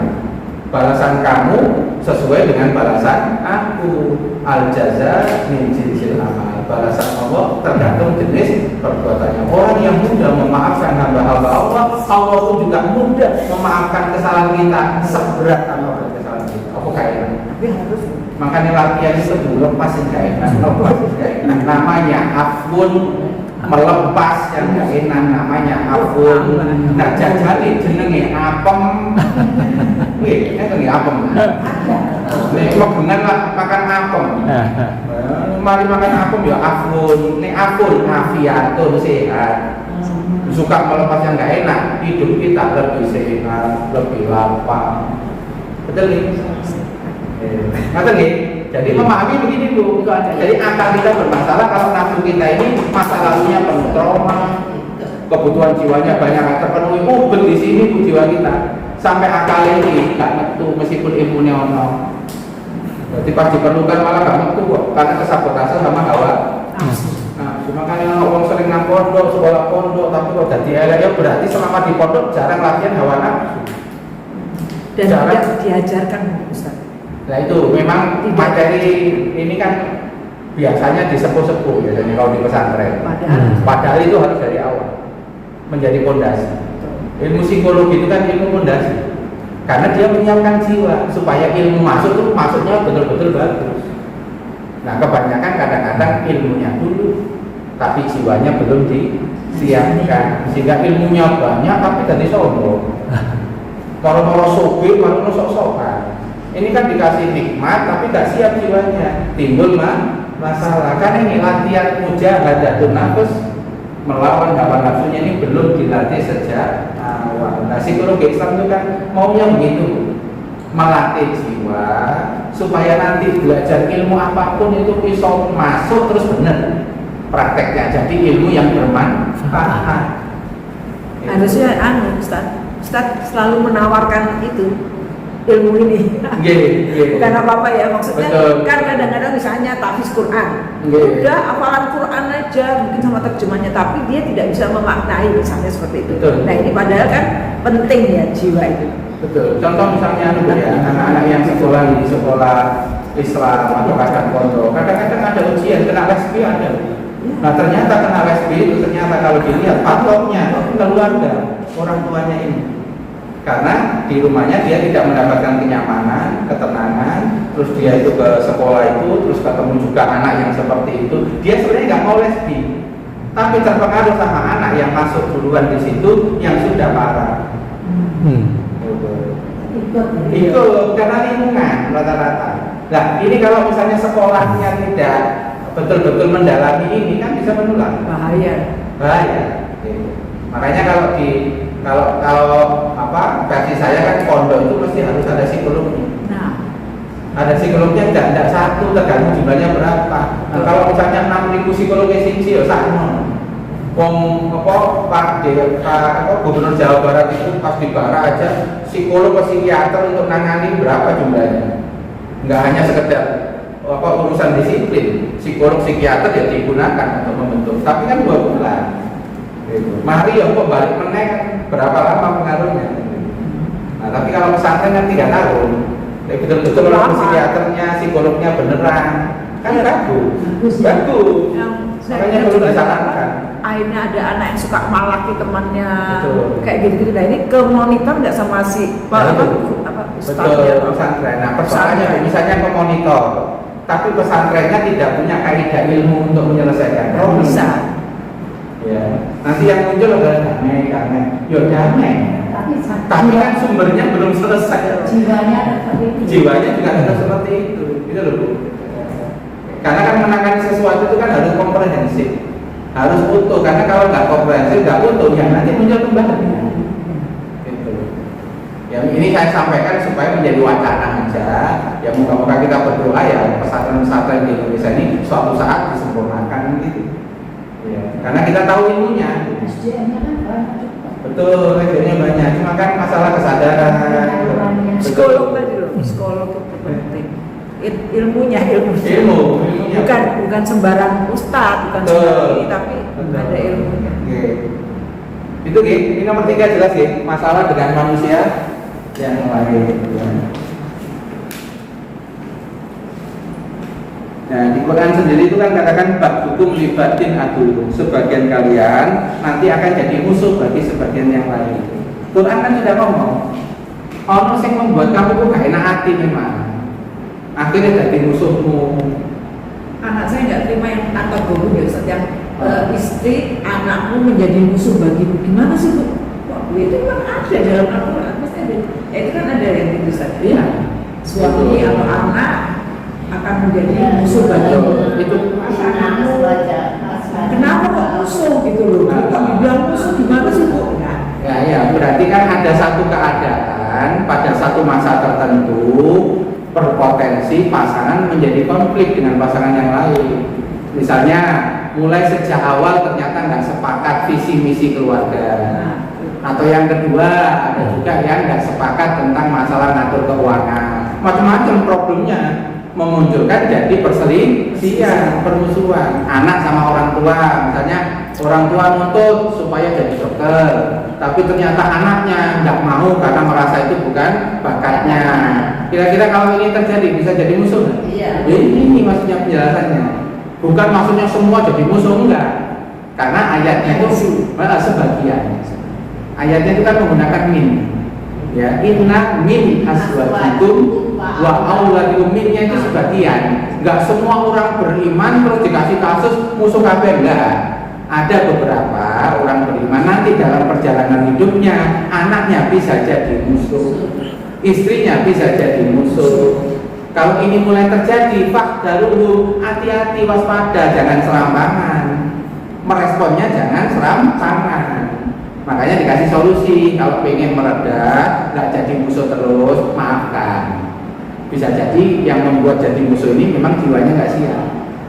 Perlu dibantu, perlu disupport, ya supaya dia sadar. Memang kita terzolimi, tapi doanya zolim kan mustajab.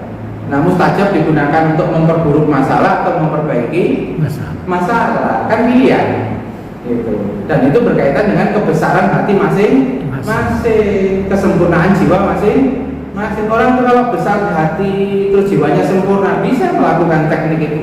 Tapi kalau masih belum, ya berarti saya belum kuat derajat. Ya berarti masih extend ini perselisihannya. Ya gitu aja nanti yang terjadi.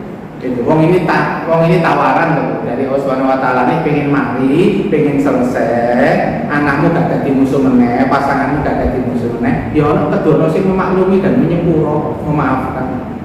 Terus yang kedua harus ada yang berbesar hati berbuat baik sama yang pasangan yang jelek. Mungkin di masa lalunya banyak kepahitan, banyak keburukan. Mungkin dengan kebaikan-kebaikan itu dia nanti akan terinspirasi. Misalnya ternyata kok mau ngedit soge, duitnya akeh, gajinya akeh, kok metokno duit kok wangel. Nah ternyata jenengan juga punya uang. Akhirnya kok wis kinaya, ya ini pakai duit gue, sampean sing ngekekno. Nah ternyata ketika ngekekno kok seneng yo, ngekek uang ternyata rasanya ngono. Baru terpikir tuh, mungkin masa lalunya itu nggak pernah diajari orang tua untuk ngasih kepada orang, nggak punya rasa gembira ketika ngasih kepada orang. Ternyata ketika diajari kan bapak bujur. Gitu. Soalnya pakai duit dewi itu rada eman. Gitu. Aku biyen kere yo, aku sok kerja koyo ngene duit iki lah aku tak kekekno wong. Ono sing mikir ngono. Gitu. Itu berarti posesifnya kuat terhadap sesuatu. Ketika melepaskan itu abot, wong iki hasil karya saya. Nah, orang seperti ini butuh diajari rasa ngekek ibu wong ku rasane koyo apa. Ngono kadang-kadang sing wedok iku kadang-kadang nulis sugih. Terus mari menolongan kalau sing lanang, baru sing lanange waras. Wah, enak yo dilongan yo. Aku tak nuntut bojoku misalnya gitu. Begitu Bu, kerja jiwa itu begitu. Kadang-kadang nggak bisa dipaksa harus begini, pakai tausiah nggak bisa. Tapi pakai apa? Pakai perlakuan, pakai sikap-sikap yang baik supaya ada apa? Innal hasanati yudhibna sayyi'at. Kebaikan-kebaikan itu nanti akan menghilangkan keburukan-keburukan yang ada.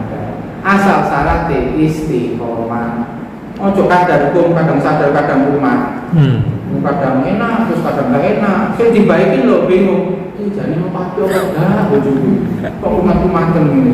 Dan bisa sebaiknya kita tuh juga sebagai orang yang promosi ya, maksudnya promosi. Bila ada keluarga yang merasa kok ada masalah, harusnya kepada dokter yang sesuai dengan ini supaya sembuh gitu ya. Seperti tadi. Kalau enggak kan kita nggak ngerti. Kalau pengen nggak lama-lama ya kembalikan pada ahlinya. Seolah-olah wajar gini. Paling nggak tahu wawasan lah Bu. Masing-masing bentuk mau diambil yang mana kan terserah mereka kan. Pokoknya ada wawasan. Betul. Iya. Nah itu ayat-ayatnya Bu ya. Nah yang keempat, masalah dengan hewan dan keadaan alam. Itu nama buatan orang itu bermasalah sama kucing. Ada. Pas makan, ganggu. Ada tuh Bu. Nah itu maksudnya adalah kadang kita dicoba dengan makhluk yang lain. Itu juga salah satu jenis masalah. Nanti kalau kadang-kadang dicoba sama bencana alam gitu Pak. Tenang biasa nih, orang-orang banjir di opo, boleh sibuk kagak, buat kagak. Ya itu bagian dari cobaan. Memang ada jenis cobaan itu yang pakai bencana alam. Ya, kita lumayan juga sampai diwales. Saya dicoba sama tikus. Itu. Dandang ditutup tuh pakai apa? Tutup kaca. Iya bukan, lebras Bu. Kayak tangannya manusia ini ya. Ini kok ada gini ya? Iya. Itu nanti dilatih kira-kira ketemu solusi terbaik apa enggak dia berwakum asanan amalan. Makanya kan ada hadis-hadis jangan mencela angin, gitu Pak, jangan mencela hujan. Itu maksudnya apa? Ada angin yang macam-macam, ada hujan yang macam-macam. Itu orang panitia itu, malaikat. Itu yang kerja itu. Lah kita itu tinggal pakai efek kerjanya dari malaikat yang ngatur angin, yang ngatur alam. Nanti kalau kita ini sering protes terhadap keadaan cuaca dan macam-macam, ini kan kayaknya kita protes sama takdirnya Allah. Itu yang diingatkan dalam materi ini. Karena itu media. Gitu. Nah, yang dilakukan kita itu apa? Nerima, lalu beradaptasi, lalu cari strategi. Oh, udah terus ya. Ini udah terus berarti payungnya kecil ya. Tapi payungnya ketusnya bungkut terus. Jadi karena kan gitu. Itu namanya apa? Kita beradaptasi lalu berstrategi. Gak kamu udah nih, udah tuh harus udah. Orang ngomongin udah. Ini ngomongin udah berarti belum dapat materi ini. Karena ini salah satu media ujian. Karena hatinya jangan celah angin, jangan celah hujan. Ya, karena itu sesuatu yang pasti terjadi karena kita hidup di dunia yang akan kena musim yang bermacam-macam. Ini kan relatif proporsional, Muslim tapi proporsional sesuai keadaannya. Nah, terakhir itu nanti masalah itu nanti berkaitan dengan ketentuan agama. Ya, ada orang itu dicoba dengan perintah sabar. Soalnya murah pelingan, uang ya karuan. Ini ono ayat sabar wis dari mikir gak karuan. Ya. Ada orang dicoba perintah agama tawadu. Soalnya apa? Bawaannya dia itu sok-sokan. Gitu. Suka ngomeni ngono, loro wae. Koyo aku ngono sehat. Bukan gak tawadu jelas itu. Juga merendahkan yang lain. Ya. Kerja rugi terus aku loh, untung terus kan nggak belajar. Pokoknya sok-sokan aneh. Ini berarti kan nggak tawadu. Itu, ya itu diuji dengan perintah agama. Ya ketika disuruh tawadu ya perang besar. Itu untuk perjuangan yang besar. Nabi Ibrahim dicoba dengan perintah agama, disuruh menyembelih putranya, disuruh meninggalkan istrinya dengan anak bayi yang baru lahir. Nah, itu perintah agama diuji. Makanya ayatnya wa idin tala Ibrahim rabbuhu min kalimatin. Ingatlah ketika Nabi Ibrahim diuji oleh Tuhannya dengan berbagai perintah. Tapi berhasil yang jadi khalilullah. Jadi kekasihnya Allah. Jadi ada ujian-ujian itu berupa syariat untuk kita masing-masing. Tiap orang nanti kadang-kadang diuji syariat yang beda. Sulit tuh melakukan syariat yang ini. Untuk coba nih luwe gede. Karena dia punya latar belakang hidup yang beda dengan yang lain. Contoh misalnya Bani Israel, sukanya itu cari ikan, malah dilarang untuk cari ikan di hari Sabtu. Padahal itu banyak ikannya, gitu Pak. Ya. Nah itu juga dicoba oleh Allah. Kalau itu tetap mempeng rezeki, apa mempeng taat karo aku. Padahal yang taat karo aku, awak tak kayak solusi, engkau tak kayak rezeki yang tidak diduga. Ya wis, kalau percaya kalau iwak ono akeh ya tetap dari orang, tapi awak ini ya kere. Ngerti gitu? Nah ini namanya dicoba dengan perintah agama. Ada orang berpergian dicoba perintah agama Pak, belum kosong enggak, belum dijamak enggak, apa merepoti sholat dengan sholat-sholatan, tamak saya sawan pisan, berarti kan gagal. Ketika dia itu melakukan bepergian kan tetap ada perintah sholat untuk tetap bisa dijamak atau kosong, tapi dia gak belum ribet. Karena gak belum ribet, akhirnya sholatnya ditinggalkan apa? Ditinggalkan sholatnya, terus gak ada sholat. Setahun pisan rekreasi, sebagai sholat apa-apa. Berarti bermasalah apa Pak? Bermasalah. Itu namanya diuji dengan perintah-perintah agama. Paham gitu gambarannya ya, masalah yang kita alami nanti ya seputar itu. Ya kadang diuji oleh syariat, kadang diuji oleh alam sama hewan, kadang diuji oleh menungso, kadang diuji oleh naik turunnya kehidupan, kadang diuji oleh diri kita sendiri. Kok menesan ya? Ya berarti itu sama jenengan yang karakternya kan mas, akhirnya gak produktif, akhirnya males, gara-gara dikuasai kan. Ya itu guys, pertemuan kita pada hari ini. Cukup nih, sudah jam 11 lebih gak terasa. Setengah 12. Setengah 12 ya? Kurang. Saya tanya satu lagi. Karena pasti kita ini manusia kok ada yang baik banget, ada yang nggak baik itu memang sudah dari sananya atau gimana ya?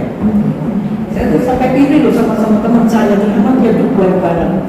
Saya tuh sampai mabuk sama Gusti Allah. Dia itu benar-benar baik sekali. Saya kok enggak seperti dia gitu. Protes, protes. Iya, karena tadi sudah dijelaskan yang baik tidak baik. Iya, maksudnya begini. Jadi di dunia ini memang sunatullahnya. Nanti ada orang itu yang ekstrim baik, ada ekstrim buruk. Ya, sampai skalanya itu menuju kepada 0 masing-masing. Negatif, 0 ke negatif yang sampai ekstrim, 0 ke positif yang paling ekstrim. Yang paling ekstrim positif ya Nabi. Dan itu dipilih sama Allah Subhanahu wa Ta'ala. Bawahnya dikit wali Allah, aulia, wali-walinya Allah. Terus orang-orang yang mati syahid, orang-orang yang soleh. Ya, ini kan yang dinamakan orang-orang yang diberi nikmat. Orang soleh itu berarti punya amalan soleh yang rutin istiqomah. Misalnya tiap pagi itu mesti ngekei makan kucing, ngajak perumahan. Bangun dari subuh, dia pengen amal solehnya itu muka-muka iki surga lewat amal iki. Boleh, tidak apa-apa.